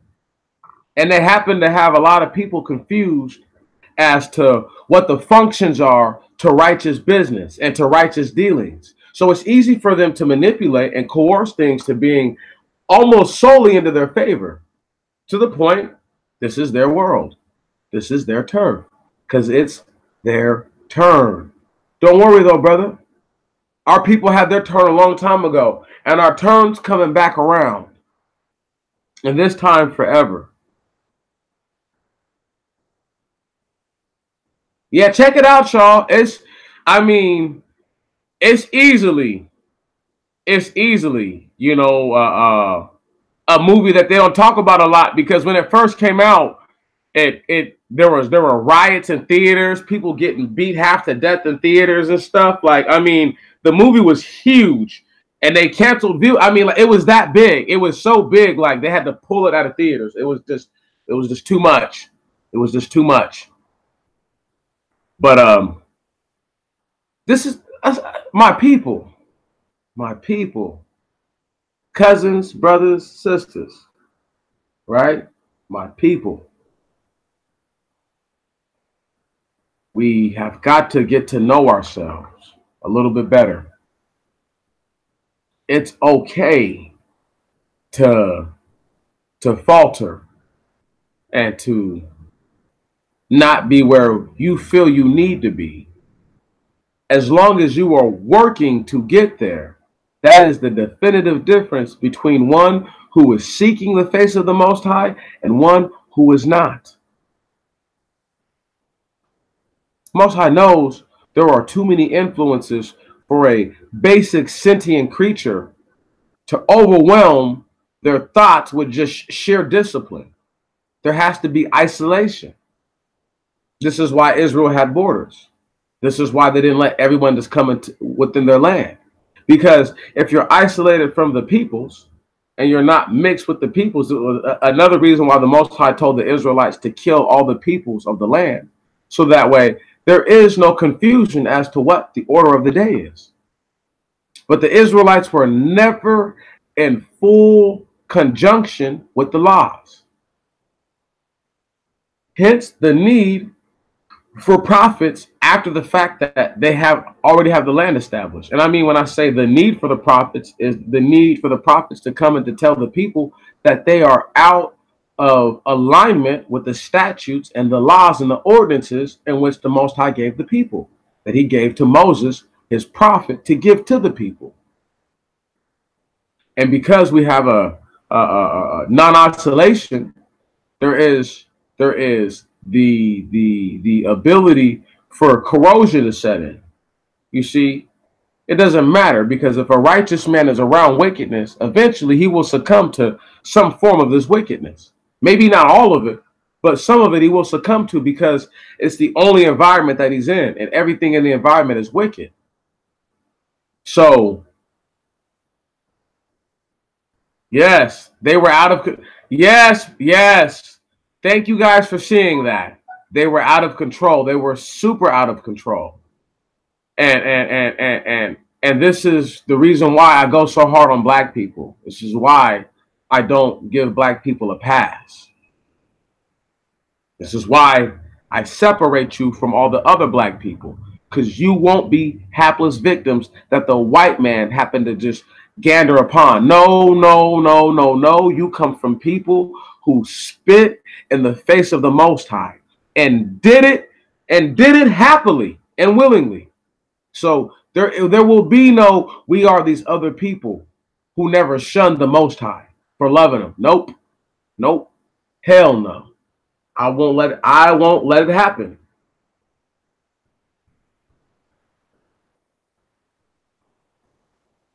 Like Django said, and he was talking about his wife, not while I'm still alive, not while I got my gun. Can you dig it? And I mean every part of that. Not while I'm still alive, not while I have my gun. Will I let a person make us the same as some generic ass heathen, some generic ass Gentile, a generic ass Hamite, or a generic ass Japhetite, or any of the other generic ass Semites that are not the Israelites? I won't. I will not. I will not stand by idly and watch it happen.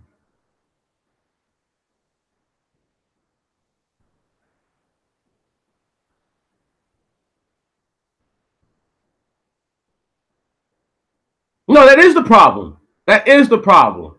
They don't just want to be a man. They want to be a God too. Once again, I started this talking about how I had watched some black people act up this weekend. As Roderick Smith put it ever so eloquently, they were having a nigga moment.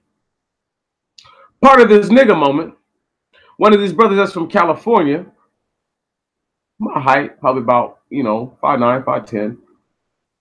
Probably weigh about 260, 250. He's heavy. And, he gets hot. He gets on one of those don't touch me episodes. There was a point where the brother was super duper pissed off and he's walking away. And I said, brother, breathe. Breathe. In your nose and out of your mouth. Breathe and calm down. Good night, Tammy. Good night. But I had to let that brother know to calm himself down, right? because he wasn't going to breathe and calm down unless somebody had told him to do that. To even have it on his mind for him to say, fuck that, fuck what that nigga talking about, gives him the ability to calm down, to think about the action of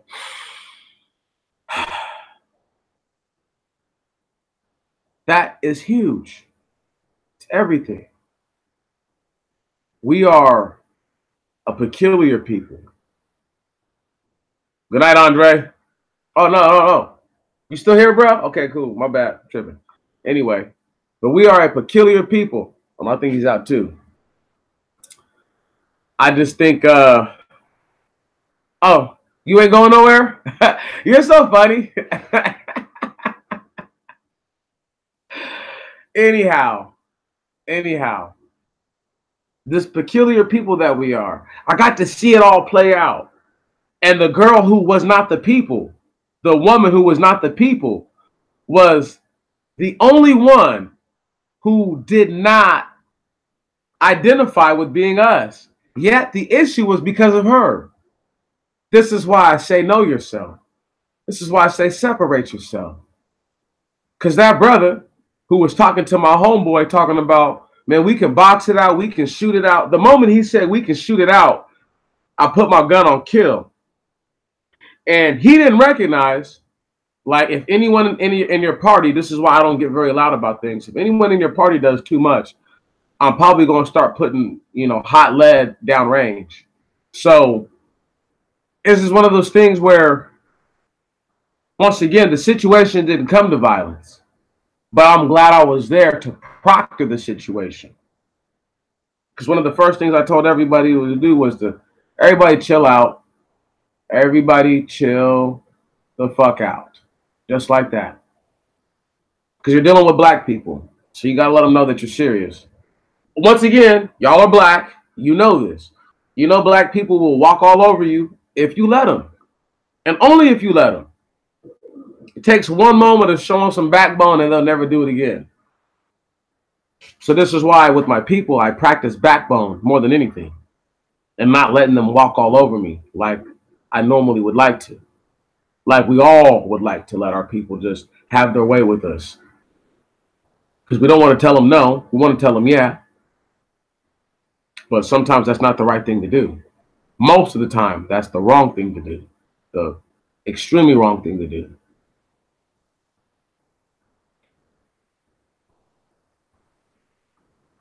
We are very close to our people, I think, being able to see that we're not the same.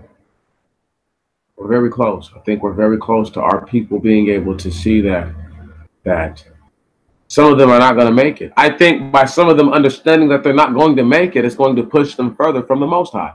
I think this is part of the process. Part of that process is other people naturally coming into loving the Most High more, therefore wanting to be out of this land. We are coming into a very special time. We're in a very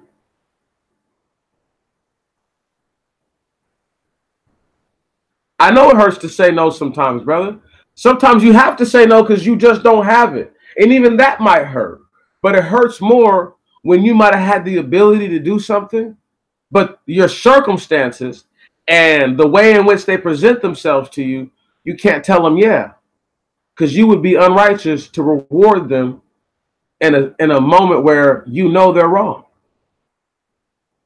And this is just part of us being the people.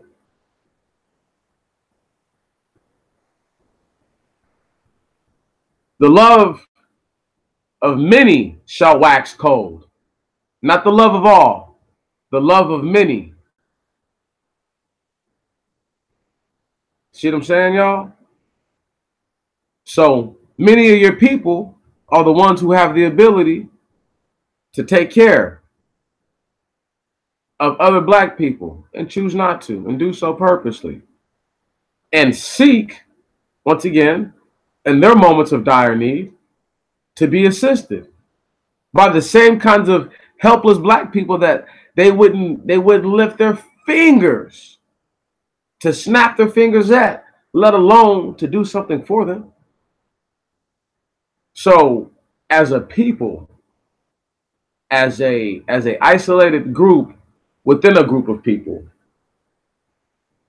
we must love ourselves, we must appreciate ourselves, and we must know ourselves. We do those three things, we'll eventually get closer to the Most High. We'll eventually, maybe not in our lifetimes, maybe our children will achieve this magnificent feat of tapping into the ultimate frequency. And what seems to me of scripture, if I have it right, forcing the Most High off of his throne to do something. It doesn't sound like he has a choice once we do it. Sounds like he's like, I'm waiting for that to be, I have no options. He's waiting for it. Like he wants to have no option but to help us. But we won't even call out to him to give him no option of helping us. Right. It's absolutely ludicrous. It's just like Mike Tyson said, it's ludicrous. It's absolutely ludicrous. It's just, man, I just don't get it. And accept, that's right. And we got to accept who we are as well, brother. But that goes all into that, man. You know, self-love and self-knowledge falls into self-acceptance. One has to accept himself to love himself. You know, this is once again, I think I've had more fun this stream than all the other ones. There's been no knuckleheads to come in here waving their little flags around, talking crazy. And that's how I want it to be. I want it to just be us chopping it up. Because there's no venue for people like us. And I'm trying to create that here a little bit. This is why I'll never completely leave the YouTube arena. But the things that I produce on YouTube are most definitely changing. I don't have a choice. I don't have a choice but to make sure that there's a spot for us. We have to have something. There has to be something for us to speak and level with ourselves on. And once again, I don't mind anybody. If you guys ever want to get into one of these chats, I do not mind dropping a link in here to hear your voices, to see your beautiful faces, whatever. I don't care. It's come on with it. That's how I feel. Come on with it. You know. Yes, people like us are very rare. Are a rarity. But that's the beauty in it all. Is that there are people who do think like-minded. You know, who are trying to get to know themselves. They're seeking this knowledge.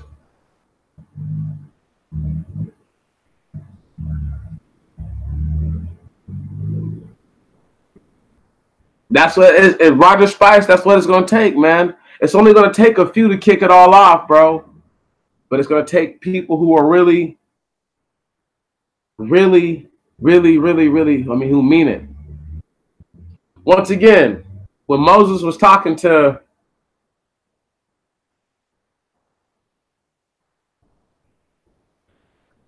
yeah, man, well, you got to have confidence in something, though, brother. We got to have confidence in something. We got to believe in something. We have to feel it's going to happen for us. The Most High says, you will not be ashamed nor humiliated, bro. I believe that. I believe that with all my heart. I believe a big part of not making us ashamed or humiliated is him coming back. So that means for every person who's dead in the grave, right? Think about the magnitude of this. Think about all the people who preach the Most High and his love and his goodness in their lives and die. And people are like, see, there's no such thing as God. He's still dead, right? And then the Most High comes back and resurrects this man, right? Who has the last laugh? Tell me, y'all. Enduring is most definitely got to be what we do to the end, sister. And that's a great model to have. We as black people, brown-skinned people, whatever. Some of us light brown, some of us dark brown. Some of us look a little more black than we do brown. Some of us look a little more yellow or yellow than we do brown. It's all right. Some of them even white looking. It's all right. It's all right. I know my people when I'm around my people. I know my people when I feel the energy that they reverberate. It has this once again. These are sessions that are helpful because I look forward to the Sunday following. You see what I'm saying? Even though I know I'm going to do my white trash review tomorrow and the day after, I look forward to this. This is absolutely amazing. You know, it's absolutely amazing. You're talking about the people that watch. I think even when the numbers go all the way up to whatever, however many people watching, to the lowest number, it says right now like 10 people to watch it, and I feel like that 10 people are like the real deal people that I always deal with, like because the videos get so many views so quickly. Sometimes it takes a little while, and it's like the same 10 people who are watching, are more than likely the same 10 people who go and actually watch the material when it comes out. I don't lie to myself. A lot of the subscribers subscribe because of a video that has nothing to do with what I want to talk about.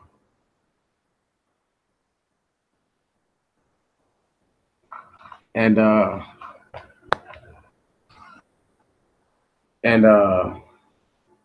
I just find it awkward that a video that I never meant for it to do anything other than I was just talking about genetics and how scientists had discovered something different, so-called discovered, and somehow still, this video is the one video that actually like reaches audiences like like I can actually say globally, and it ain't like a freaking YouTube smash hit, but it's just weird that it's the one that people look at, and that one video encompasses so many different, there are so many different little things I talked about in that video that support what I've been talking about this whole time. And so much understanding that has come to my mind since first making it. I had no idea Japhet, or what I believe in my mind is Japhet, is on those islands, based on what scripture says, based on how scripture's written, based on what they look like, based on the fact that their history is not the same as ours. There's a bunch of different things.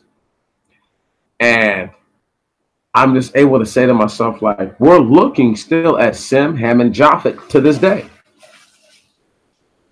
Bearded children of the original triplets of Noah.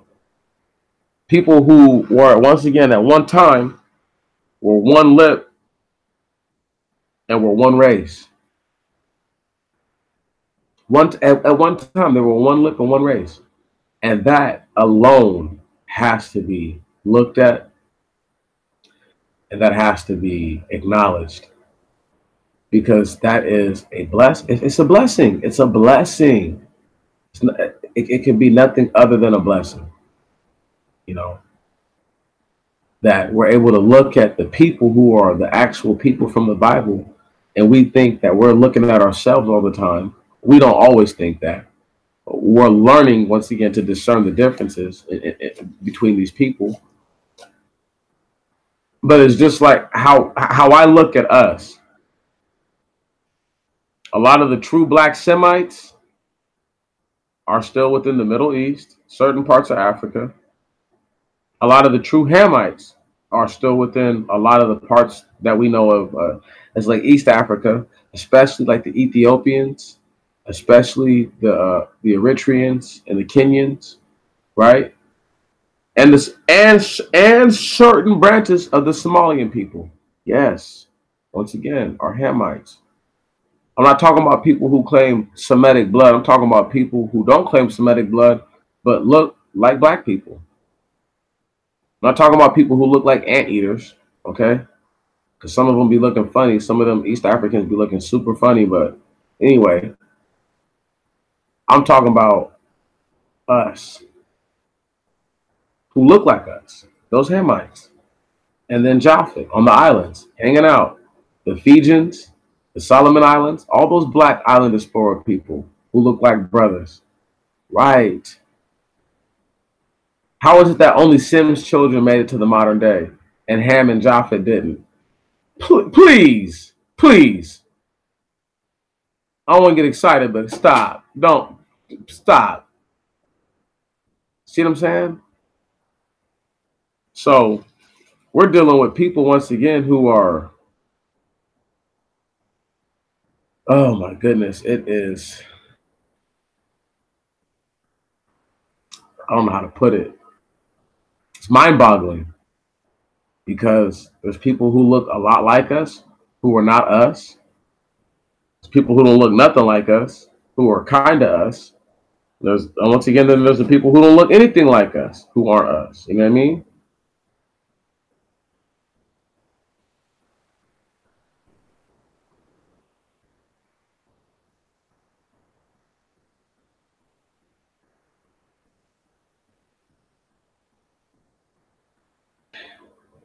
Big brother JP Hope, man, I have only ever tried to do that. Me and Andre Wickham talk about this, quite often, is just trying to make the information within the scripture more easily understandable. You know,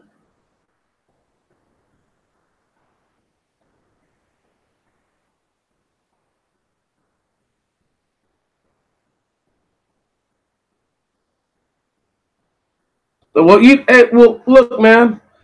When we're here and not there, Martin, is all we can do is go based on what we see. But you see enough black people all the time to discern these types of things. Like for me, brother, you should never worry about going to the place to seeing it, right?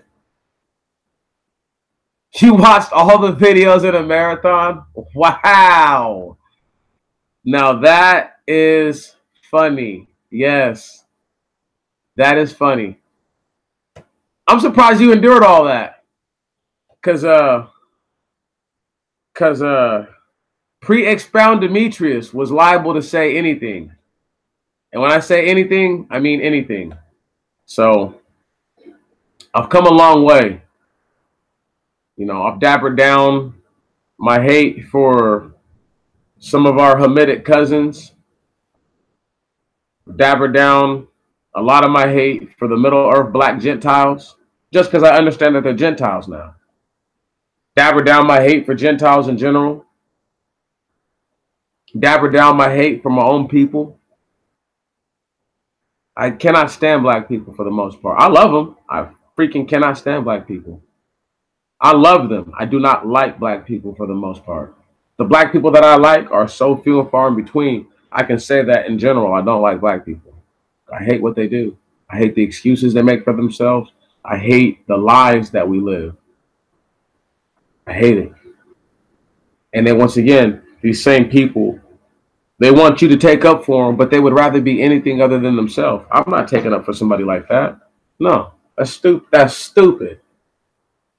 But these are the same people, though, once again, that are written about in the book. Iron Shinu, brass brow, brazen forehead. Right on. Those are the same people.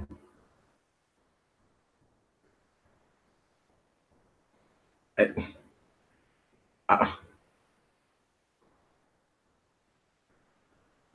I don't know, man. I'm sad when I think about it. Once again, come a long way, a very long way, and what I feel like is a very short period of time. And I want to get further, and I want everybody who's with me now, whether y'all move, whatever, just to take what you've been able to get, and then to apply it, to learn more, and then to help other people out. Because that's the only way, you know. When you reach out to one other person and you have a true effect on their life, that's the only way it's going to happen. It's the only way. You have to reach out to people, and you can't be afraid to reach out to them, and you can't be afraid to take a loss. Our history in America is built on losses. Our history as a people is built on losses. So, what big deal can it be to take another one? What is one more? What is one more L to the game? Nothing. It should be nothing. It's again, you don't say you believe on the Most High and believe in the Most High, but don't believe He's going to provide for you. He's going to create a circumstance, a situation that you can thrive in. And did I say you're going to be a billionaire? No, but you're going to thrive. You're going to be able to eat and sleep and be comfortable, and you're not going to feel overwhelmed by what's going on this planet. That's not going to break you down. It's not going to rip you in half into pieces. And that's a big deal, y'all. That's a huge deal. We're on the verge. Once again, we're on the verge. I feel like we all are going to be able to feel good in those days. Granted, none of us have to get resurrected to see it all happen. Just to still laugh that loud laugh. That's what it's about, y'all. You're gonna laugh last. So your laugh is gonna be the loudest by default. By default. But you gotta want to laugh first. And you gotta want to get to the place to where you can actually laugh at them. You don't want to be with those people. There's a lot of black people who aren't gonna make it. They don't want to make it. They'd rather go and have an Asian wife, Mexican wife, whatever. They'd rather go and have those kind of babies. They'd rather have their babies join those kind of communities and blood mix and breed themselves out.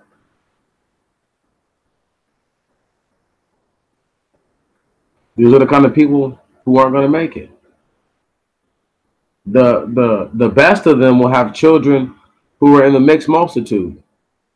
The best of the best, I guess, are people who are strangers who are going to have places higher up. But do you know how few and far between those are going to be? Right.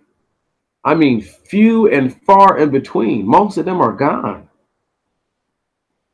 I had made a point to Roger Spice the other day. I said, man, you know, if they went and got a bunch of black people from Africa, that means that a lot of the mixed race people that, you know, so-called mixed-blooded guys that were in Rome, in Greece, got killed when the Romans sacked Jerusalem. A bunch of them, a bunch of those people, no matter what skin tone you want to think or whatever. Because look at the phenotype of people now. Look at us now. They can't tell you that their blood mixed is all in this country because think about this. They devastated the Indian population. Devastated it. Devastated it. So there would have been no room for mass amount of black slaves who were brought over and then blacks that were already here. That would have never taken place. Never would have taken place. Those same blacks that were already here are the same blacks that are considered the bad Indians. You see what I'm saying? So if they're the bad Indians, right? Why would you let the bad Indians blood mix with your good slaves? I know YouTube just did something funny again just then, y'all. So if you couldn't hear me, not my fault. All on YouTube. But yeah. I'm just saying, if you really believe that they mixed black slaves who they brought from Africa with blacks that were already in this land, the physical evidence would be in our physical appearances, and it's not. It's only in the physical appearance of certain black people, and that should be noted. They look a certain way, they act a certain way, they do everything a certain type of way. Everybody here speaks English and has an American accent, an American English accent. If they've been born here and raised here, so they should sound a certain way. But if we were born and raised in Africa, we would talk like Africans. Right. But we weren't. We were born and raised here. Point is this, y'all. If we don't see the difference in ourselves and we don't make ourselves different, we're never going to get to that level. And when you share these with other people that are brown skinned, if they're not your people, you should be willing to say to them, you guys are not related. As opposed to propagating a lie to them, you should be able to openly, honestly say, yo, bro, I don't think we're the same kind of people. And it's no offense to them, but then when you break down the different diasporas of the black Indians, be it the Aboriginals or the straight haired people or the people with the beady little, the super little tight little beads, whatever, right? From the black slaves that they brought here, those are the things that have to be acknowledged. They have to be brought up. They have to be said and spoke on, because if they're not, we will forever be lost. The reason why guys like Marcus Garvey and them failed is because they didn't know what the hell they were looking at. And if they did, and they failed to speak on it, that's why they failed. You don't fail because you're doing the right thing. Let me go ahead and say that. You normally fail because you're doing something wrong. Normally, that's how it works. Normally. Every once in a while, you could be doing your job and things go wrong. And that's out of your control. But I have yet to go somewhere where somebody is cooking food and they've been cooking all the food the same way all day. And then all of a sudden, this one piece cooks differently. What'd you do differently? You did something different. You didn't do everything the same for this piece. You did something different. And it has to be like that. Otherwise, we're going to fail. Otherwise, we're going to fail. We're going to be here for a lot longer. Our children's children will be stuck in this land. By then, there will be very few black people left. I don't know what to say. We're going to be... No, for sure. Sure. Exactly, Roger Spice. A lot of them are the Middle Earth experience, excuse me. Experiments. I don't know if they're really experiments as much as they are just things that blood mix, bro. You see what I'm saying? Like, check this out. If people were splicing genes like that in the middle of the planet and doing that, they would still be like splicing and making different species right now. These are natural, tangible relationships that took place. You see what I'm saying? That, once again, black centaurs, whether they want to believe in a centaur or satyr or not, with straight hair, made it with something that had dark skin that made a dark skinned baby with straight hair. That seems more logical than them gene splicing a bunch of these things like that. And then, you see what I'm saying? If the fallen came down here and dirtied up everything, why didn't the things that were dirty up make it more dirty? Or I'm just saying, because the Gentiles still only come after the flood. It's still a term that's used only after the flood. And I only hear about them, or we only know that they exist because the earth is scattered. So, but once again, Mark Etta, when you say via black and white, what kind of black person are you talking about? I could put any white person in the group of Indo-European. Anyone. And I can even put certain black skinned people in the groups of Indo-Europeans. So you have to understand what black people, which black, this is my whole point of this book, White Trash, is what kind of black people is she talking about? You can't possibly believe that the Most High's people are in large number if he says that they're not in large number, that my people are few. So if his people are few, that means even among the people that are biologically his people, among those people, they're few. So that means that among the stranger, the sojourner, and the proselyte, they're even fewer, regardless of their skin tone. But I do understand what you're saying, but it's like we just have to keep that in regards to, is this a black aboriginal? Or like Roger Spicer was just saying, the Middle Earth experiment, the blood mixing experiment that they did down there, the black Indians. And then what kind of black Indians? The straight hair ones? Or the tight little beady haired ones? Or the, see what I'm saying? Or the worst kind of Gentile that I hate talking about. The Gentile that's mixed with Adamite blood. They came up here and assumed the identities of other said races of people.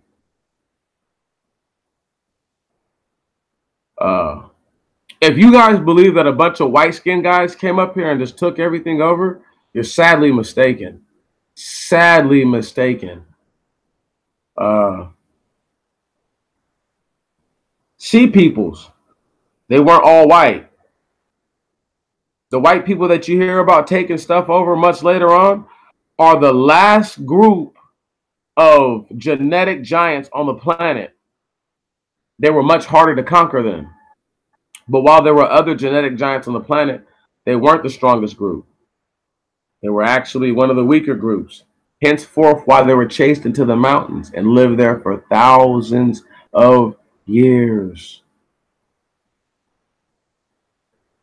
This whole white skin diaspora and how they got to being in such numbers, just like Scribe said, they would have to have been isolated for a long, long, long period of time.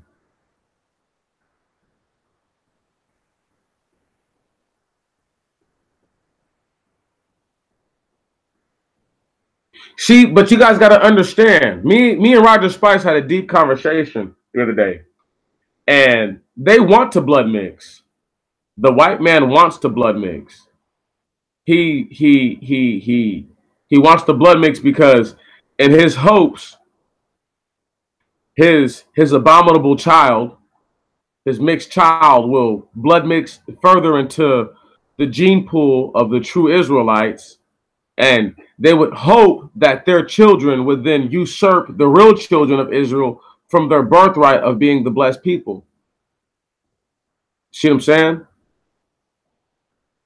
It's not about washing us all out. It's about breeding themselves in. Think about it like this.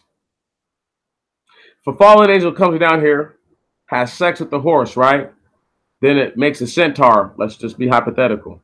Then the centaur rapes a human woman from the Adamite bloodline. You can pick if it's Semite, Hamite, Japhetite. Doesn't matter. Right? Then we're talking about this same dark-skinned human-ish thing, therefore further breeding itself in. Now we'll say this starts 2,000 years ago. 2,000 years later, this thing has blood mixed itself into an actual Israelite bloodline. The whole hope of this, once again, would be to take the blessing from the real Israelites, from real human beings, you see, and making it to where something that it started with something that doesn't even have a real soul now has the blessing. It's crazy. It's crazy. But that's what they're trying. That's their real intent. Their real intent is to steal your blessing. Why do you think the Most High has to separate the wheat from among the tare? That is the biggest thing with it. That's why blood mixing is so huge. Once again, if people don't accept what I'm saying, I know they accept DNA and genetics. I know they accept when a person who's brown and a person who's white normally make a yellow baby with different looking hair and sometimes even more funnier colored eyes. They have to accept that when the Bible says that they mingle blood with blood, it can only mean one thing. It can only mean one thing, that the people who were from one blood mixed and mated with the people who were from a whole nother blood, a whole different blood. I have said many times I don't believe in blood types. I don't believe in blood types. I believe in blood compatibility.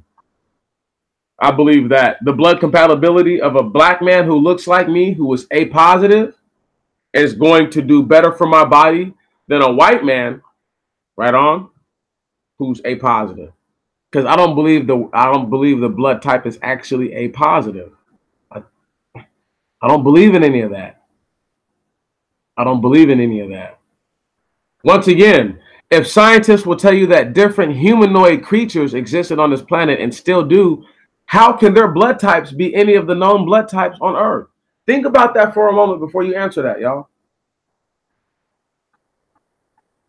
That's how deep this stuff is. That's how deep it is, you know, and no one hangout, no one expound, no one anything that we can do together is going to get black people to see it like that. You know, which is why I really do stress this stuff the way that I stress it, which is why I go so hard about it, because this is all we have. This is all we have. You have black people who have white grandchildren.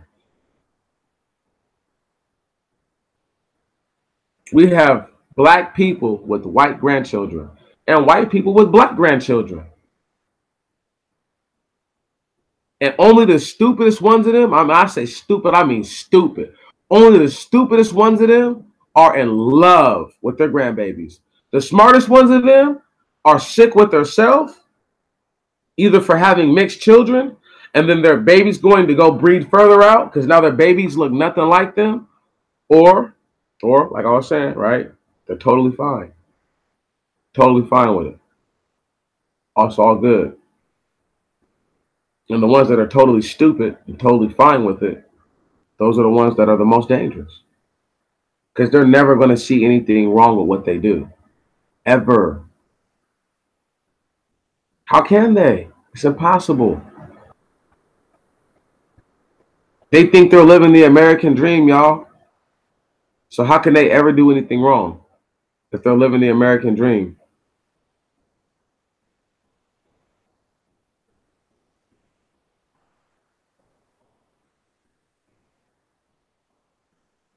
Right, exactly. They're scientists. See, but that's the thing, though. If a person can tell you alien DNA, that says everything. I mean, that's the catalyst to it all. That is the catalyst to it all. They know exactly what they're doing. They know exactly what they're doing. Black people don't ever ask themselves, how could these other people who live in Africa get so damn dark, look so, I mean, they don't even look nothing like you. Like, how did we get from looking like that to looking like this, if that's where we came from? And then why don't all of them look like that now? In areas that haven't been inhabited by the white man. Why do you have Africans that are naturally lighter skin tone? Naturally. Once again, all these things beckon questions, and they don't have very good answers. So it just makes it to where we have to know ourselves way better, way better. We have to really appreciate what the Most High has given us. He's given us not only his scripture to look at, but he has given us two eyes to look at people with. I want y'all to really think about this. If they made fun of a prophet for being bald, listen. And the same prophet has two bears and coming. These two bears kill like 30 of the kids, right? Anyway, If these kids were making fun of a prophet for being bald, don't you think they would have made fun of him for having not bearded face, for being bald? Once again, they made fun of him for being bald, but they wouldn't say something about his face if it didn't have a beard on it. It's just something for y'all to think about. Yep.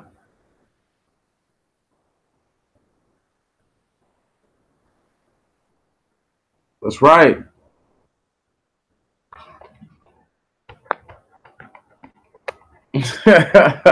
You're funny, Roger Spice. But no, this is it's exactly what it is. Masking the truth, man. And but are they really masking the truth if they're telling you what it is? Are we just not accepting it? They said alien DNA. That means foreign. That means not from here. So why do we still call them humans? Oh, but them badass little kids got what they had coming, Roger Spice.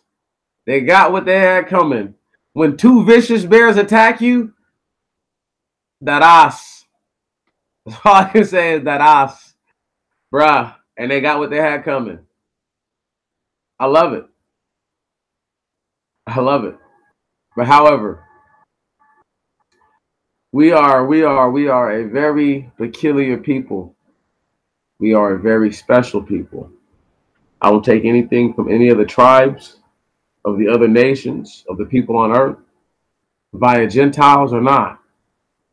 I feel that there is many things that we can learn from these other groups of people that is viable information. There will be a moment and a day of reckoning for us all, and we will eventually surpass the level that we are at. Right now, we need to focus on making sure that our brothers and our sisters have a better understanding of self. And a big part of understanding of self is acceptance, as Wavy Ben Israel said. As I would always say to you, we are this close, and something bad is going to happen before something good happens.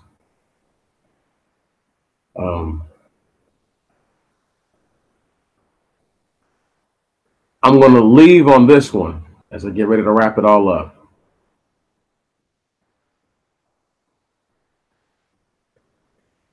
I've never, when I say never, I've never, ever given myself credit for the things that I know other people deserve the credit for. Never done that.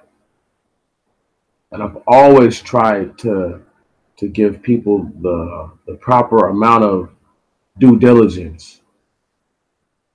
So that's another part of knowing ourselves that we're going to have to get into, is giving the proper credit where it is due and not over emphasizing our own actions. This is why I don't claim to be many things. And the things that I do claim to be are few and far in between.